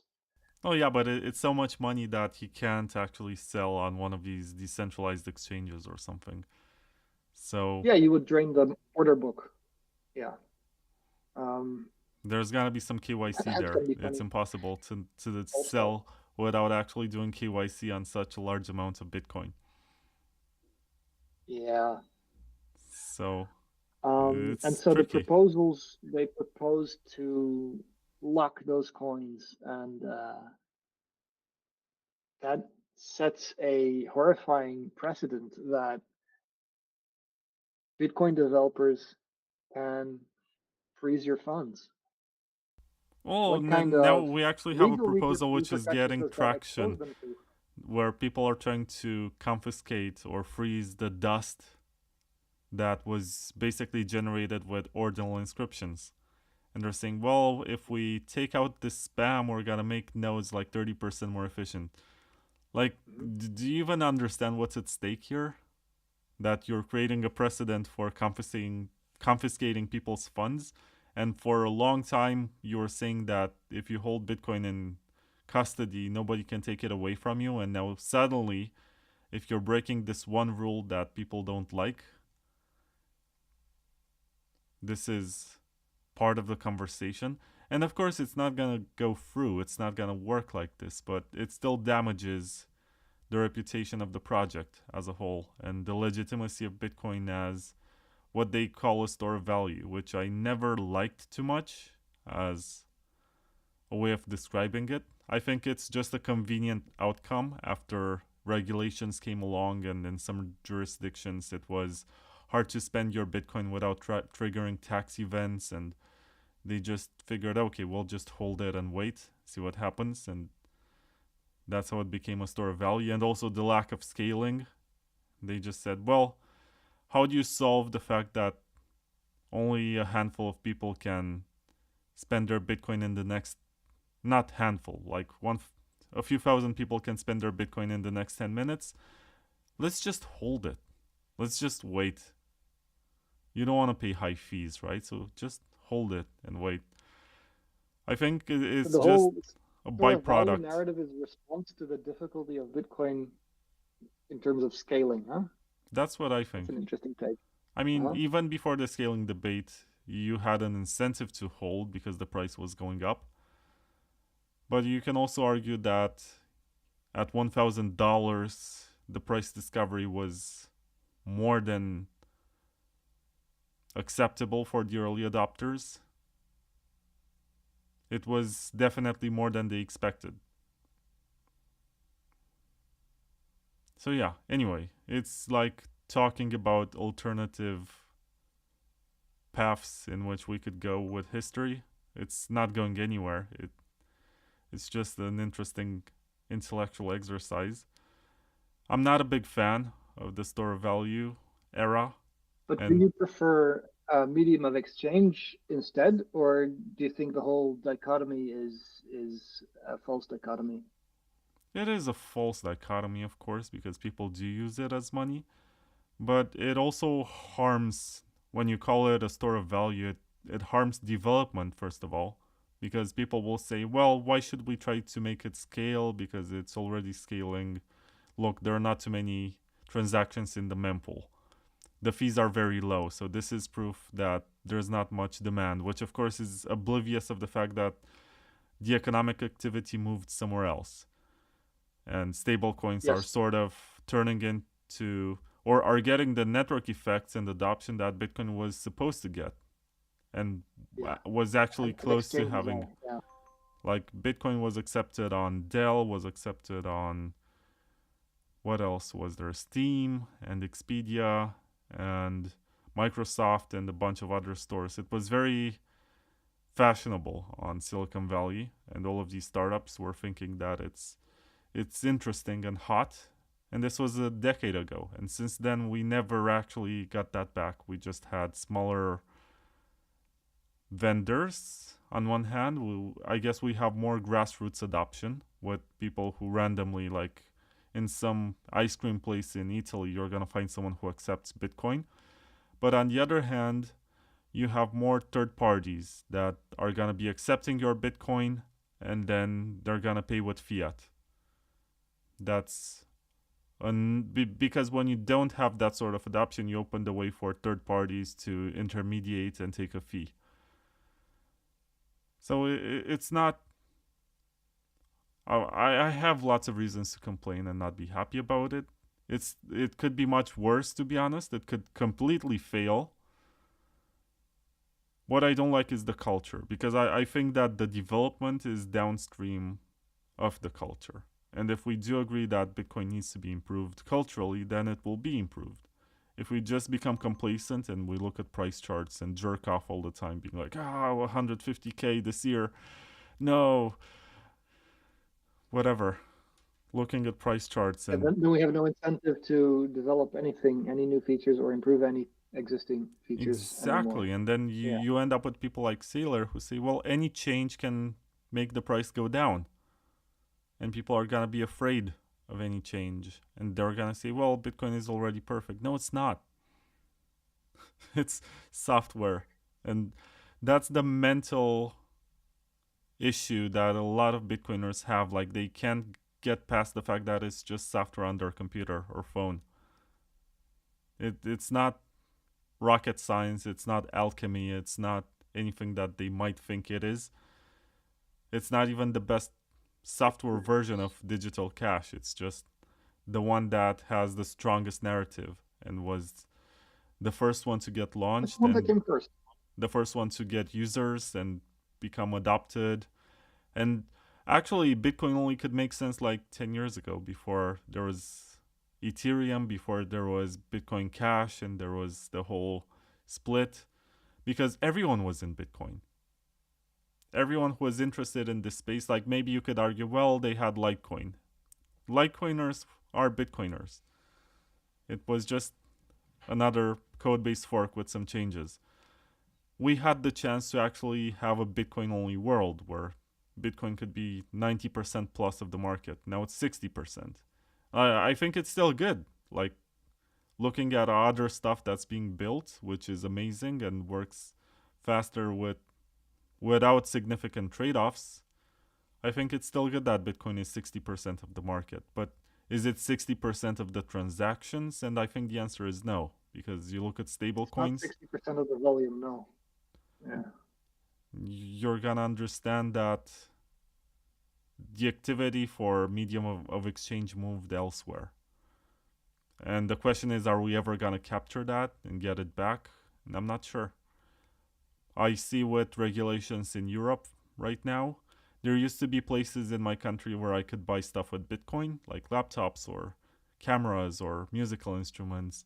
It was all very nice until this year when we got Mica or Mika or whatever.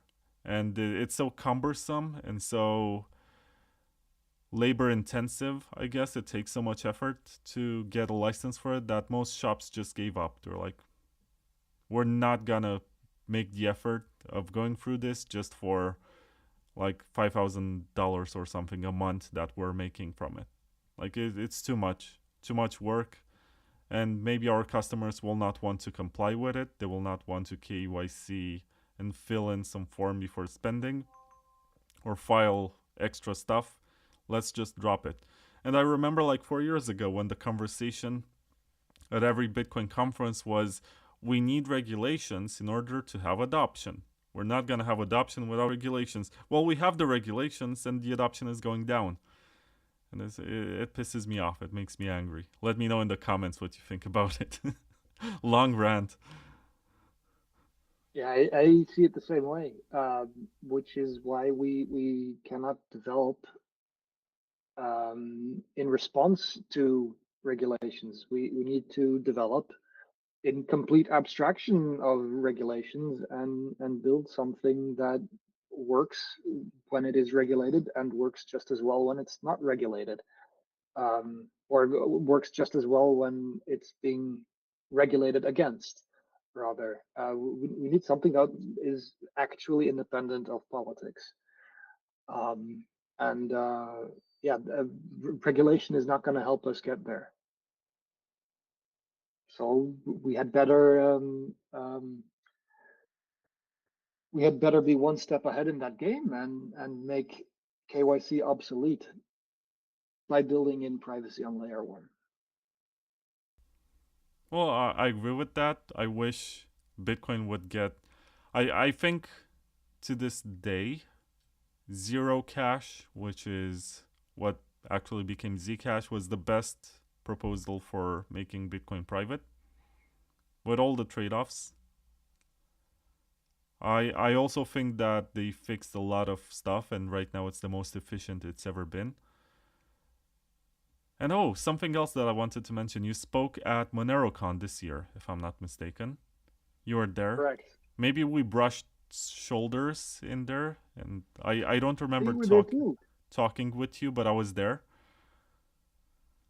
And you spoke about, and let me check this again because I took some notes, and also got a message from our mutual friend Polto from Hodling.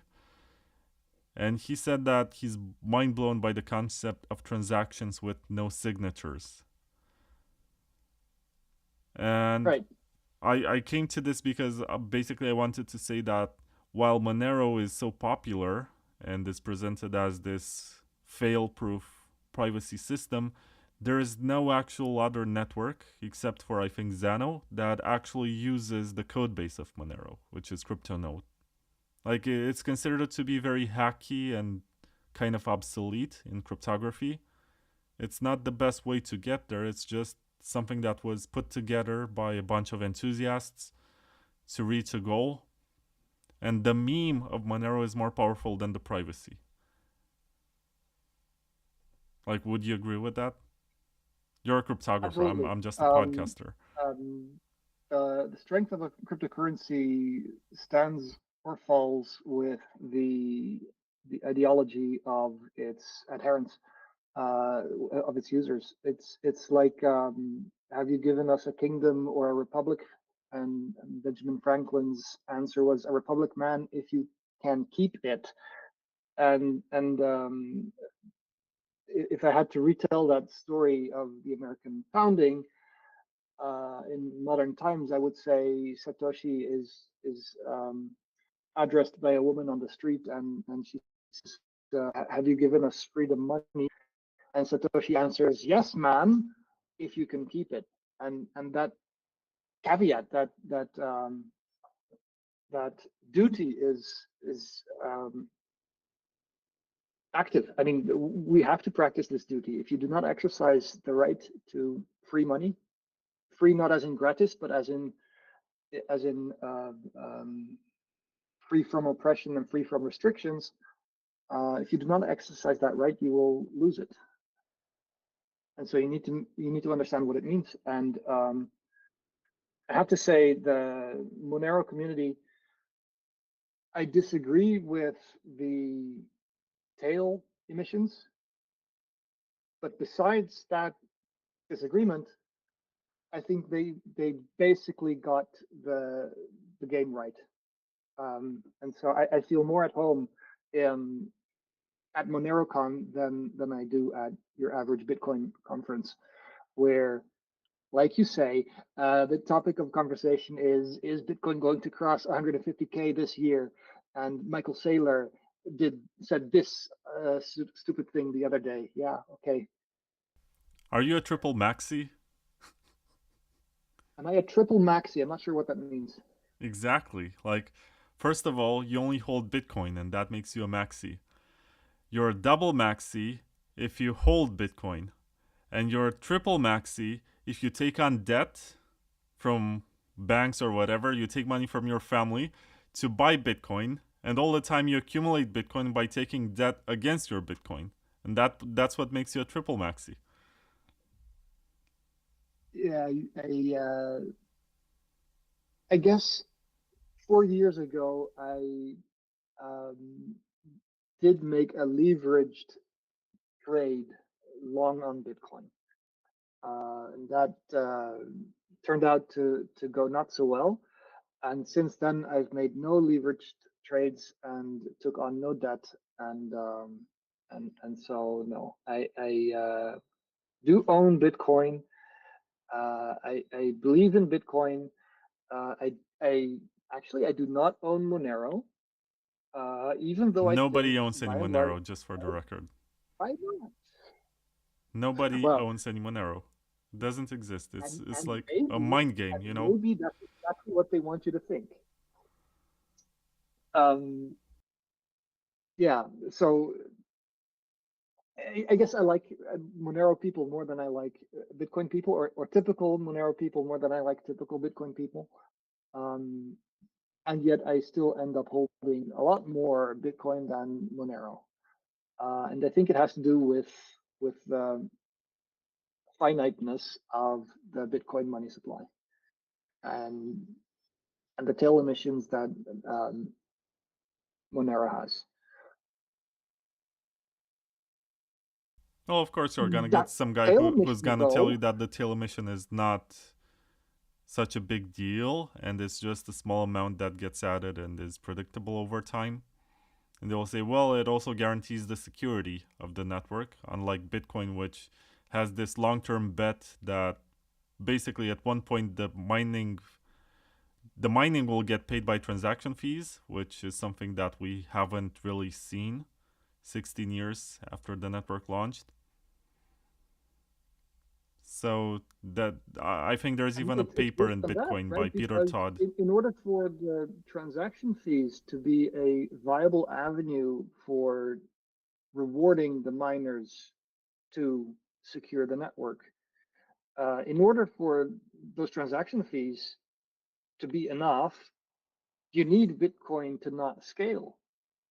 Because if Bitcoin scaled well, then what that means is it's easy to initiate transactions with low fees. But you need the high fees in order to pay the miners.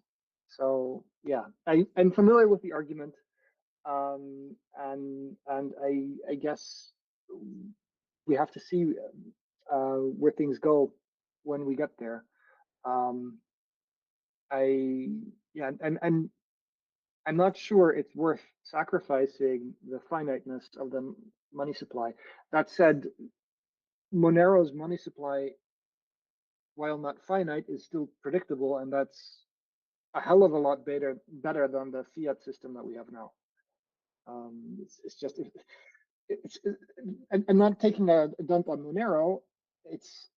I'm saying that Bitcoin occupies a slightly preferable position when it comes to securing my wealth um, than Monero does. I guess it goes back to BIP 301, which is for blind merge mining. And that's one way, if we do get these sidechains, that's one way in which the miners can make extra revenue by collecting fees from these other layers. Because currently, if you're making 100 Lightning transactions and you're paying transaction fees, none of it goes to the Bitcoin miners. It goes to the Lightning node operators. If you use the liquid sidechain or federation, you're gonna make 100 transactions on it, but none of that money goes to the miners. So in Drivechains, you actually have the miners securing the sidechains, and they're the ones taking the transaction fees. So that's a very good way, I think, long term to make sure that it's still gonna be profitable to mine Bitcoin. Because I think the lazy argument can be that the price will always go up because there's gonna be fiat inflation that makes the price double every 4 years. But I don't think that scales. And I know it's cliche to say that about something related to Bitcoin that it doesn't scale, but I don't think we're gonna double forever in price.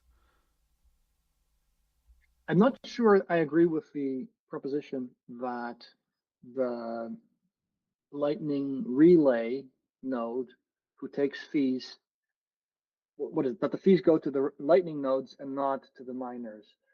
And the reason why I disagree with that is because the Lightning nodes, they have an incentive to not get screwed over by each other.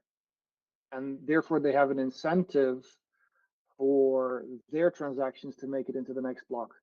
And so they have an incentive to pay fees for those transactions to make it, because otherwise they lose when they get screwed over by competing Lightning nodes. You seem to like the Lightning Network. Would you consider adding it to Neptune Cash? Absolutely. Absolutely. There's no doubt in my mind that Lightning is like I said before, it's the most underrated technology since Bitcoin.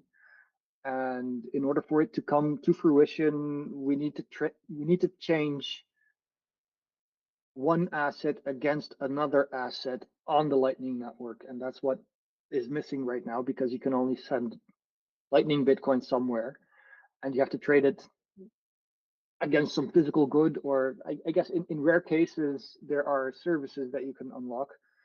Um, but what I want to see is you trade Lightning against wrapped Ethereum, or you trade Lightning against wrapped Microsoft stock.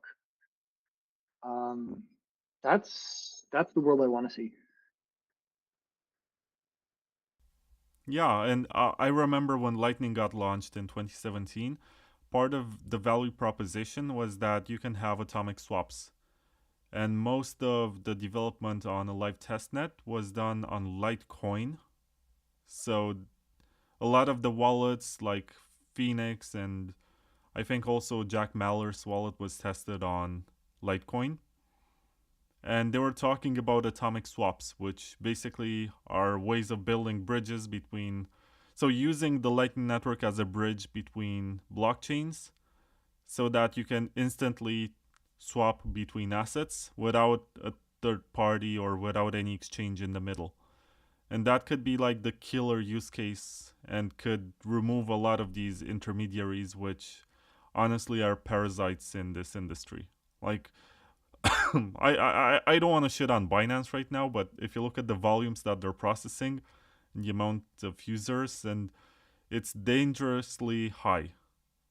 They have such a large piece of the pie, and they can turn out to be the next Mount Gox. I don't know. I'm not saying it's gonna happen. I'm just saying it's possible that it can happen, and it's really not good for the industry at large.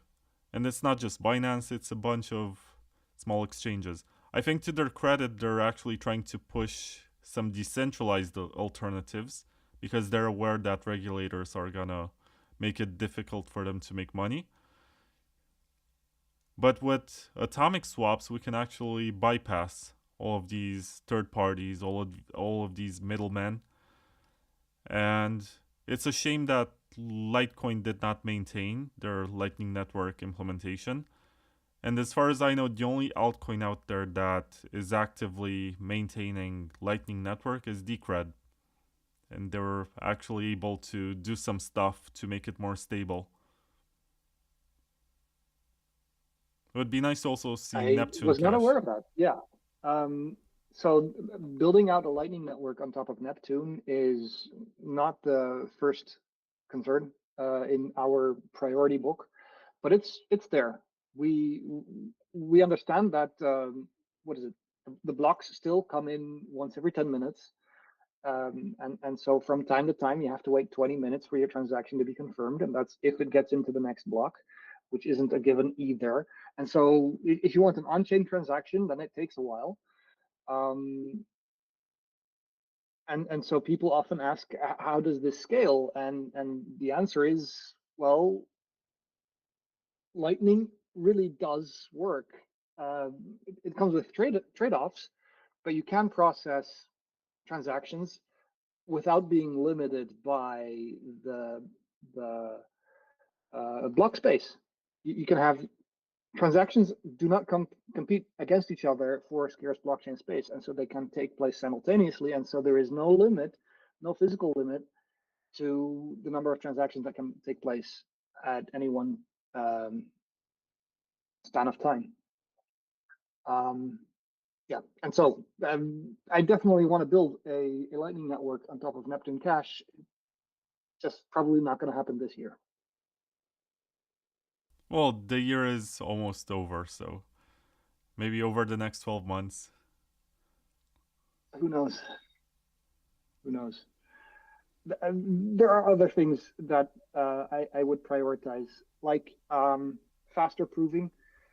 We are sitting on a couple of mathematical techniques that can theoretically lead to a faster prover, or to a prover that is just as fast but requires less memory, or something like that. That would be great to have. We don't have many meaningful smart contracts, right? Right now, we only have one smart contract that is time lock. It basically says you're not allowed to spend this UTXO before the release date has passed. But we do support them in the sense that if you write your smart contract and upload it to the blockchain, then the blockchain will enforce the rules that you codified. And so I guess we need to integrate into the client a pathway for uploading such smart contracts and disseminating the state related to those smart contracts. And at this point, we can build a bridge or bridges. That would be very nice. And then we can have wrapped tokens on Neptune that you can trade while benefiting from the security and security guarantees. I guess any network that we would consider building a bridge towards would have a security guarantee, but not necessarily a privacy guarantee. And so, yeah, building smart contracts, I think, probably has a higher priority than building Lightning channels. So maybe 2027. Okay, let me ask you some questions in a rapid fire fashion. So, what's the max supply of Neptune Cash tokens? 42 million. And that's not true. We've recently had a massive burn event. So it used to be 42 million up until a month ago or so. And then around 1.5 million coins were burned. So it's 40.5 million coins is the asymptotical supply on the asymptotical limit on the coin supply. What is the block time? 90.8 minutes. 1.8? 9.8. 9.8, so almost 10 minutes. Yes. Okay. Is there any time for difficulty readjustment for mining? The difficulty is adjusted every block by a tiny amount. Interesting. What's the block size? It's limited to 8 megabytes, of which 1 is typically used for the proof. And so there's 7 megabytes for transaction data. And I don't think we've ever crossed more than 1 megabyte of transaction data. But in theory, the limit is 8 megabytes. If the two of us were in an elevator and you had like 30 seconds to pitch Neptune Cash to me, how would you describe it? Private, scalable, post-quantum secure. That's it? I guess I still have 20 seconds to fill. It's also a smart contract platform.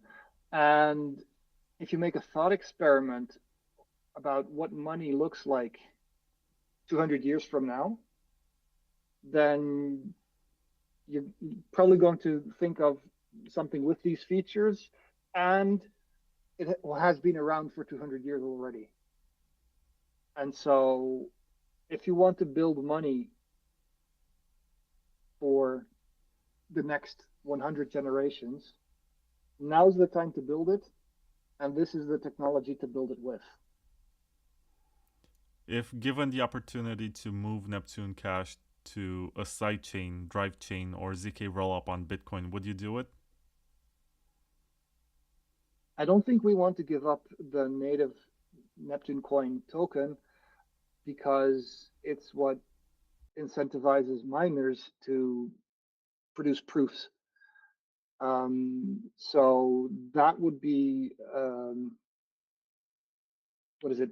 If giving up that native coin means you're no longer a layer 1, then I think we're not interested. But we already support Stark proofs natively on layer 1, and so those Stark proofs could attest to the correct synchronization to the Bitcoin network, for instance, and verify that transactions took place on the Bitcoin network. And so from the side of Neptune Cash, all the building blocks for a trustless bridge are in place. And so I think we are going to build bridges. The point is that a bridge towards Bitcoin is going to be difficult unless we have BIP 300 plus Stark. How would you compare Neptune Cash in terms of privacy with Zcash and with Monero? Zcash and Monero both use nullifiers, which is, what is it? It's deterministically derived from the UTXO through a, what is it? It's deterministically derived, and the function that computes that map is proven in zero knowledge so that the UTXO itself remains hidden. The purpose of the nullifier is to detect double spends. And the downside of using this architecture for anonymity is that the nullifier set continues to grow forever indefinitely, and there's no way to shrink it or trim it down or compress it. And therefore, the common architecture between Monero and Zcash cannot be made succinct because you have this ever-growing database that you need to keep dragging around forever. And that's what the Mutator set is for. This is an invention that we made in the course of developing Neptune Cash, where you also get anonymity, but you don't actually have this database of nullifiers that keeps on growing that cannot be compressed in any which way. So the Mutator set is a way to attain anonymity without sacrificing succinctness, potential succinctness. And the downside of using a Mutator set instead of a nullifier set is that your anonymity set is no longer all of history. It's only a small,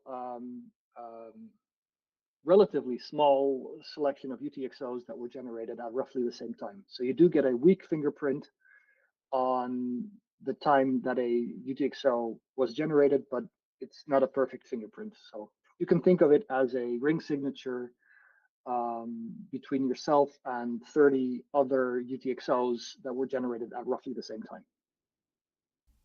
Let's simplify this. On a scale from 1 to 10, how would you rate the privacy of Zcash, Monero, and Neptune Cash, 1 being the lowest, 10 being the highest? I don't think I would give any one of these coins the top rating. Zcash does have, what is it? The anonymity set is the entire history of the shielded pool, but since participating in the shielded pool is still opt-in, and you have a lot of people who don't opt in, the anonymity set is not as big as it could be. So I'd say I'm giving Zcash an 8 out of 10 here. Monero is going to transition from a ring signature with, correct me if I'm wrong, it's 12 counterparties 16. to the ring signature. 16 decoys. 15, okay. 16 decoys to the ring signature. And well, that would give them a 4 out of 10 score, but then they're moving to a full chain membership proof. That's probably a 9 out of 10. In Neptune, the size of your ring, if you were to call it that, is 31 on geometric average. So we have a bigger ring than Monero, but it's not all of history. So that puts us in between Monero and Zcash. So 6, I guess, or 7 out of 10. But there's the extra caveat that you need the cryptocurrency to scale, be easy to deploy on small devices, to become decentralized in order for your privacy to be meaningful. It doesn't matter that you are hiding perfectly behind all of history if you're only a small set of users. And so I think I would give Neptune Cash another plus mark behind its score because it uses an architecture that can potentially scale to a large number of users, namely through succinctness. Oh, I respect the objectivity. You're not the kind of person who gives himself a 10 just because he's a cryptographer and he discovered some new fancy tech. Okay, let's talk about scaling now. In terms of scaling, how would you rate Bitcoin and Monero and Zcash and Neptune Cash? Scale from 1 to 10.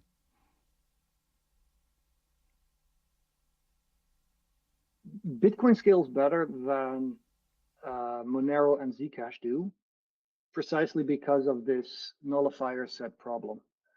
That said, in Bitcoin, you still need to drag around all of history and serve it to nodes that query it, and that's a shame. Neptune Cash currently still has the same problem, but it's the one thing that is immovably on the roadmap that we're going to get rid of the need to store history, which is succinctness. If I have to put them all on a scale from 1 to 10, I I would not give Neptune Cash the top mark right now because we're not there yet, but we're going to be. So let's say 8 out of 10. Right now, Bitcoin is doing a better job than Neptune Cash is in terms of scaling. So Bitcoin gets 9 out of 10.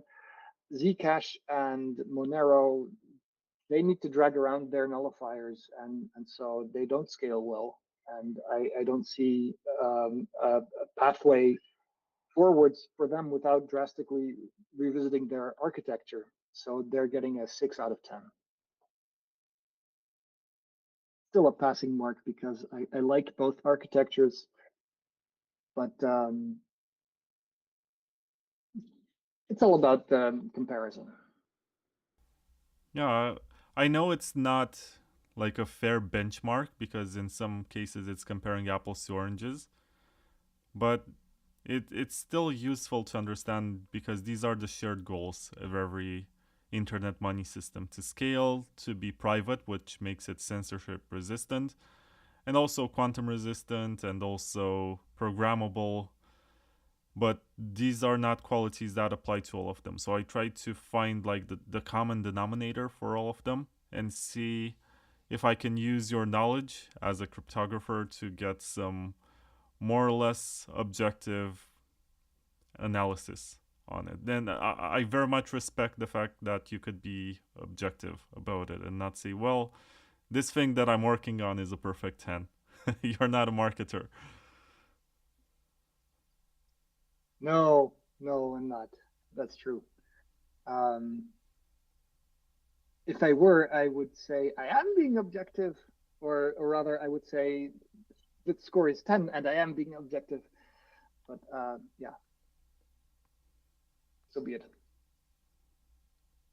Yeah, I took a look at the price of Neptune Cash during our interview. The price went from 62 cents to 64 cents during this conversation. I think it's within the daily variation, so I didn't pump the price for people who would say, well, of course you're getting paid, Vlad, for interviewing people who launch shitcoins and whatever. No, I don't. I actually found this interesting. I like the ZK technology in all of its forms, and I do like experimentation with it. And I respect Neptune Cash for doing something that is unique out there. I'm not aware of any. I guess you guys had like a code based fork that happened in the community, but I'm not aware of any other project that tried to put together these elements to be proof of work, to be quantum resistant using ZK-SNARKs and also have privacy. It's really cool. And I like unique stuff. Like, I think the toxic Bitcoin maximalist narrative is that 99.9% of coins are shitcoins. And I think that's a bit antiquated. It refers to a time when you either had only ERC20 tokens on Ethereum, which were ICOs or meme coins or NFTs or whatever. And you also had code-based forks of Bitcoin, which were not very different. You had stuff like Primecoin or whatever, Peercoin, Vertcoin, which were just Same point. yeah, just small changes of the Bitcoin code base that, of course, were not gonna get the same network effect. They were just pet projects of someone who decided he wants to make a small change. But I do respect something which is trying to be different and is unique and is trying as much as it can to be fair, because I do believe that proof of work is the fair way to deploy an internet currency, and it has the right incentives, and it's just the way to do it. If you're pre-mining all of it and distributing to investors and whatever, it sort of doesn't make any sense. So yeah. I tend to agree. But if you don't have any pre-mine at all, then it's very difficult to get started. And so you're faced with this dilemma of what should the right pre-mine be?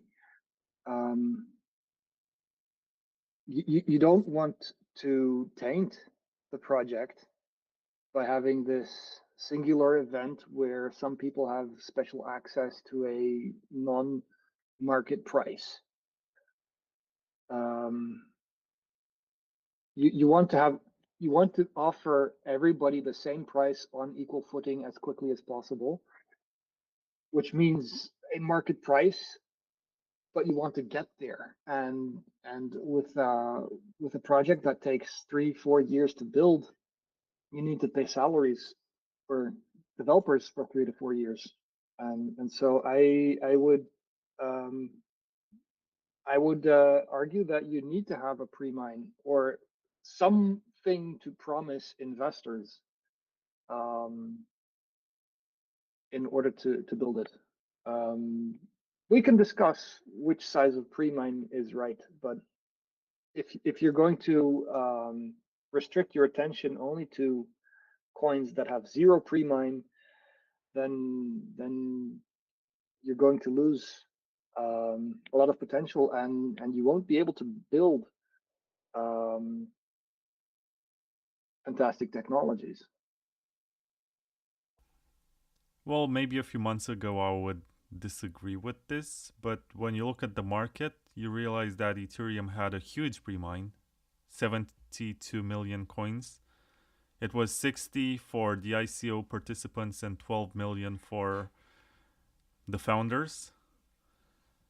And what they were able to do is really amazing. Like, it started out as something that you could call a scam. Just by looking at the raw data, you would say, well, this is obviously just a pre-mined scam. But what they were able to do with financing the development of stuff, they paid a lot of academics and researchers to work on very difficult problems. And they also worked with lobbyists to make sure that this technology is not going to get outlawed in various parts of the world. So indirectly, all of this benefits Bitcoin. And you can also argue that Ethereum is the biggest sidechain to Bitcoin right now because you have 100,000 BTC that's wrapped using WBTC, which is like 25 times larger than the Lightning Network. So even though it started in a way that's unholy, it did accomplish a lot more than other projects. And then you also have, I think, for example, the Mimblewimble family, where you have Grin and you have Beam. The problem with Grin is that it's so fair that nobody feels like they have any incentive to join it. It doesn't matter when you join Grin because the supply is unlimited and there is, I think, one coin that gets mined every second or something like that. So there is no scarcity involved. There is no pumpamental. It's just a system that you use when you need it. And because it was so fair, there was a lot of hype in the beginning and then it just went on a down spiral. It did not pick up from there. And Beam, which did have a pre-mine and did pay developers, and I think it's doing a bit better because at least it can pay people to work on it. Whereas Grin is just a bunch of volunteers who are waiting for some whales or something to get some grants. And also see it, I think Zcash had an interesting approach. They did not have a pre-mine, but they have what they call the 20% of the amount of coins being mined. In the beginning, it was the founder's reward for the first 4 years, and then they turned that into a dev fund. They use that like an internal mechanism, which is a market consensus between participants, to pay development. So they don't have to go to VCs, they don't have to wait too much before they build something. They have the capital, they just need to allocate it wisely. I think it's interesting because this is how you build stuff. In the case of fairly launched projects, I mean, Bitcoin was the first of its kind and a very different beast. You can argue that early whales got very rich and they had money to throw at various projects, but it's not always applicable with other systems. I think Caspa is also a good example. We only know about Bitcoin because someone told us. They only know about Bitcoin because someone told them, all the way back to Satoshi. And it's those early investors. They rendered us a service by spreading knowledge about Bitcoin, and they should be rewarded for that valuable service. So I don't think there's anything unfair at all about having Bitcoin whales. Oh, I never said it's unfair. It's the information asymmetry. Also, they took on a It's super high lopsided, risk. yes. Like Yes. when these whales got into Bitcoin, it wasn't something that was gonna make you rich. They were just nerds interested in technology, and they took on a huge risk when they invested real money, like government money, to buy mining rigs, to operate infrastructure, to start businesses. They used something that provably at the time was more scarce and more valuable on the market to bootstrap this network, which right now has a certain value. Like people make fun of the Laszlo guy who bought 2 pizzas for 10,000 Bitcoin, but they don't understand that's what it takes to build an economy. And if you just have entities that accumulate without actually using it, you're not going to increase the demand for it. If anything, you're just going to make people hate you, and you're going to discourage others from joining. If you give people the impression that it's easy for them to get coins, they're going to become advocates of it, they're going to become more involved in it. And I sort of miss that early days Bitcoin culture when people were just sending you some coins and being like, okay, I like what you're doing, here's this, keep going. It doesn't happen anymore. And of course it doesn't happen when everyone thinks they're gonna have the next pizza event if they spend some Bitcoin now. But this is how you build economies. For better and for worse, you need to get the coins in the hands of as many people as you can. That's how you make it resilient. That's how you make it socially acceptable. And it's a fine line to walk, of course. You don't want to send out all of your coins. You want to keep something for yourself too, but it's interesting. This is how you build network effects, and you do need to have a medium of exchange component. Because I think I read like last week or this week, I have a very fuzzy recent memory right now, but Michael Saylor bought some more coins after the Abu Dhabi conference, and it did not move the market. And people are getting concerned that so much money can get put into purchasing Bitcoin, of which we don't even know, by the way. There is no like public ledger to reveal that the purchase happened. We just have to trust some filings on a piece of paper. That's because it's not Michael Saylor's keys. Exactly. But also, this kind of information used to make the price go up. But now it doesn't anymore. Like the market became immune to this guy accumulating more. And we're not even sure if it's really making it more scarce or it's just paper Bitcoin. And that's kind of a problem because you do want information about positive events to affect the price positively. If it doesn't happen anymore, then you have to ask yourself, okay, what now? What's next?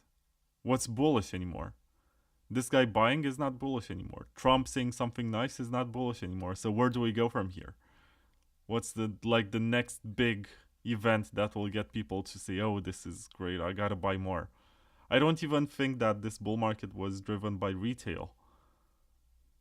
I haven't had the same experience where people messaged me like 4 years ago and said, "Hey, Bitcoin, I saw you're into this. What do you think? Is it a good time to buy?" I did not have that. I talk to normal people and I tell them about Bitcoin and they're like, "Didn't it crash like a few years ago?" And I realized, okay, so it's not part of the mainstream news that there was an all-time high or something, or it's just not such a big deal anymore and people became immune to the information.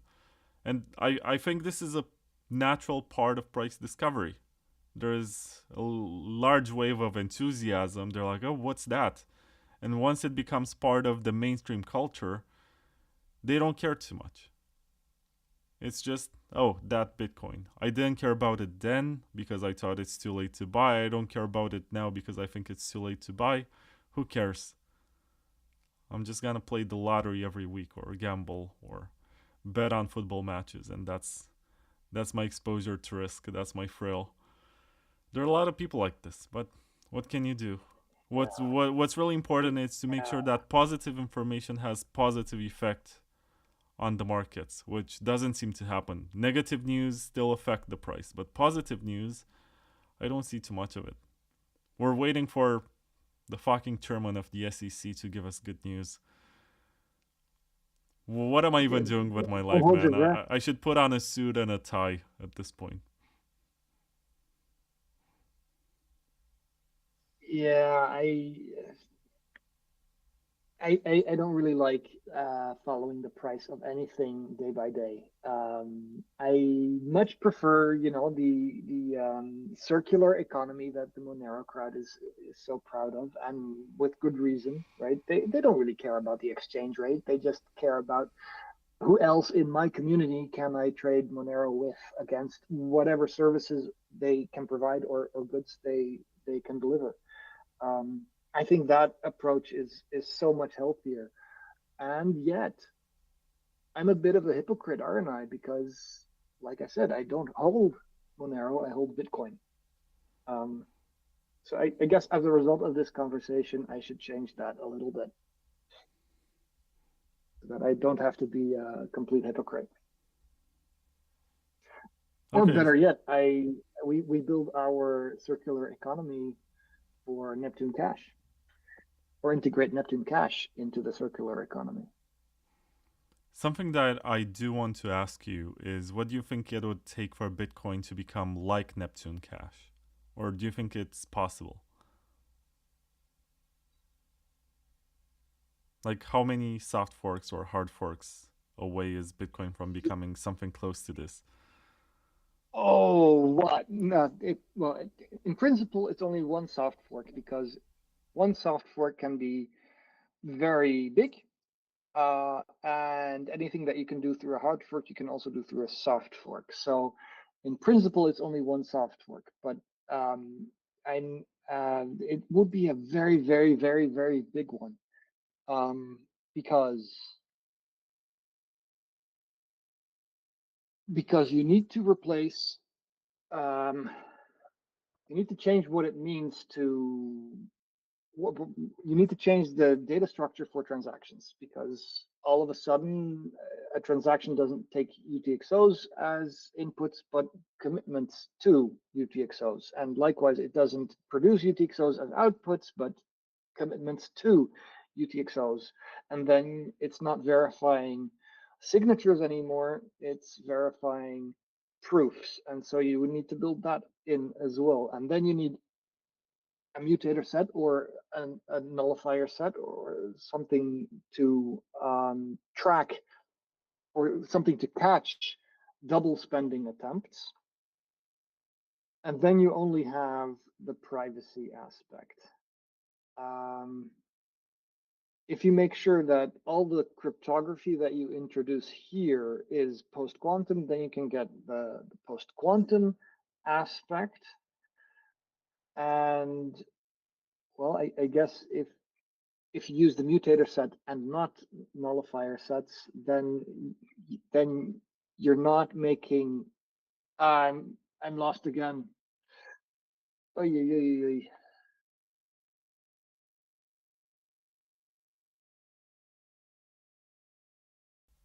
Oh, he left.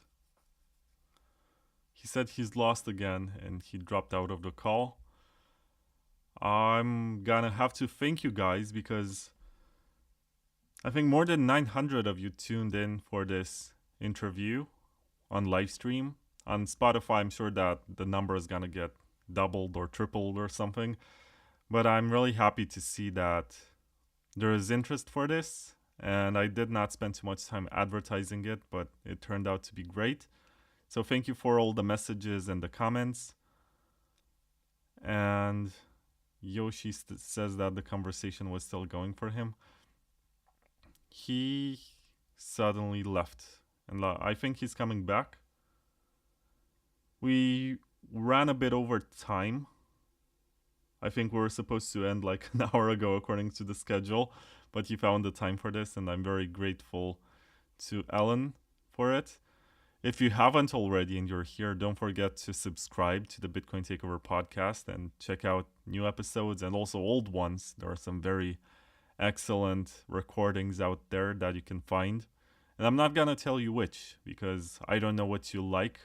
I just know that you're a nerd if you tuned into this one. And you're back, Alan, if you can hear me. Yes, so I am. I can hear you. I cannot see you, but I'm sure that will be solved soon. So I was saying what you need in order for Bitcoin to be more like Neptune Cash, and it's a whole lot of engineering. A whole lot of engineering. That's the long story made short. Right, so you described this as one large soft fork, which is much more than Opcat. And the connection dropped again. That's not nice. No, it's really not nice. But I understand the circumstances. Like, I'm not gonna explain exactly the situation that Alan is in right now, but he does need to use a VPN, and it's not always very reliable when he does it. He said he's reconnecting. Let's move towards wrapping things up, and I agree. It's getting late. Okay, so in case you're wondering, over this season and the previous one, I have been wearing clothes from Maison Machi, which is MAISONMAACHI. And you can check out their clothes on their website. They're like French designers who make these beautiful unicorn clothes. I'm just showing clothes right now, Alan, because I don't know what else to say. And they're made by Bitcoiners in Paris, and they're very fancy. So if you made some money in this bull market, you can treat yourself with something nice. They basically send me these clothes to wear them during the interviews because they like it and they need a model, and I happen to be it for some reason, which I don't understand, but I'm not complaining. So check out Maison Machi if you're into Bitcoin fashion. Are you still there, Alan? I hope so. I can hear you. Don't just bother with switched video, it's VPNs. fine. I hope this one is. I hope this connection is a little more stable, but you never know. Right, so you said that it's very difficult for Bitcoin to become more like Neptune Cash, and it would take a very complex soft fork. Migration, yeah, and even if you adopt all the technologies that we built into Neptune Cash, you would still need to do something about existing UTXOs. And I guess you could require Bitcoin holders to spend their UTXOs to themselves, except that so that they are what is it, into the new adopted into the new system. But you cannot require people who've died or who have lost their keys to spend those Bitcoins to themselves. And so you are going to drag around the problem of Bitcoins that cannot be moved anymore. And some of those Bitcoins are paid to script hash or pay to public key hash, and that's fine in the context of quantum computers because quantum computers cannot invert hashes. But some of those are pay to pub key, and yeah, you can choose to burn them, or you need to find a way. Like I guess there is no way to securely move them that the quantum attacker wouldn't be able to exploit. That's one of the reasons why we decided that this has to be a new layer one so that we can actually have post-quantum security from the start so that we don't ever have this problem of coins tied to attackable public keys. Yeah, that's fair. And what else should I ask you? How can people follow Neptune Cash and yourself to see what happens with the project, if it goes anywhere, if it becomes the new Zcash? Because it seems like Zcash is like leading in the narrative that privacy is the new normal and something that you should demand in a cryptocurrency network. So the question is, where can people follow the project and yourself? The website is Neptune.Cash. There is a Telegram channel called the Neptune Project. They can follow me on Twitter. It's A Szepieniec, where A is the first letter of my first name. Those are the media where I am the most active. Yeah, so just for a spelling contest here, it's Szepieniec,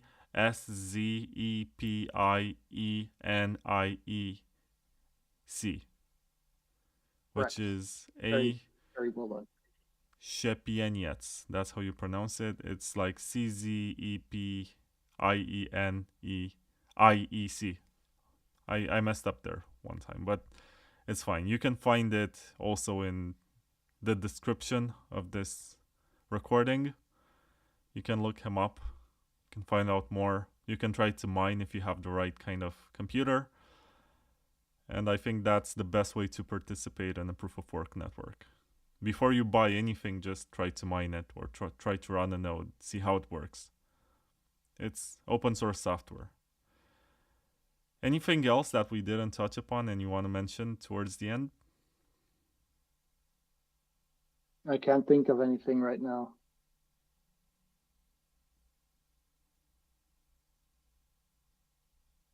Is Satoshi an AI that time traveled with alien technology?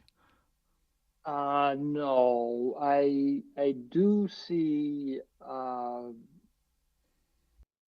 blueprints of Bitcoin coming out of the cypherpunk mailing list. I don't think Satoshi's added value on top of what was already there is such a huge leap. So it's totally possible that it was just an ordinary human who was into this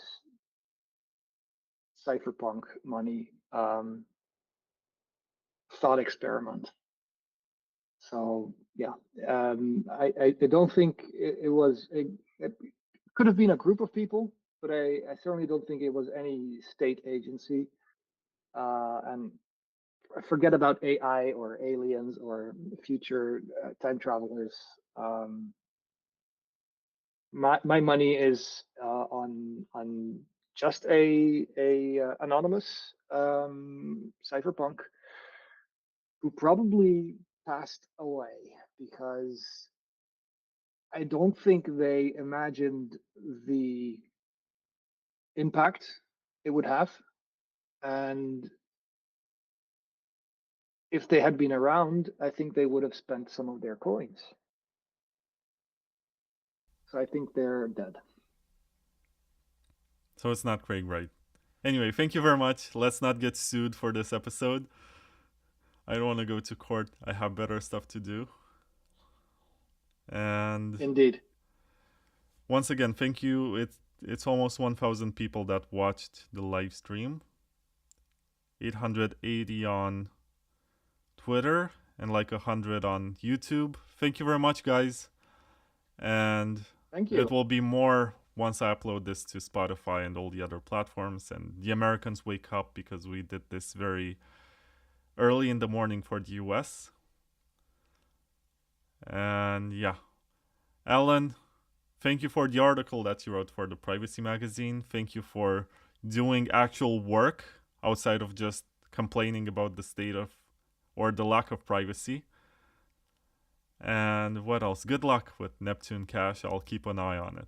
Maybe if the price goes up like parabolically or something, because it becomes popular, I'm gonna have that "I told you so" moment, just like I had with Zcash when I interviewed Josh Swihart, not Swine, Swihart last year.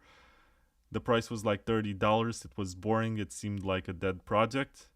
And then it went to like $700, and I was like, "I told you so, assholes." Thank you for having me. Thank you for a very enjoyable conversation. I look forward to meeting the next time we are both at the same conference. I don't think I'm gonna get invited to MoneroCon anymore, but let's keep an eye on events. Yeah. Maybe I'll do a conference next year in Romania. I'm thinking about it. With vampires and stakes and stuff.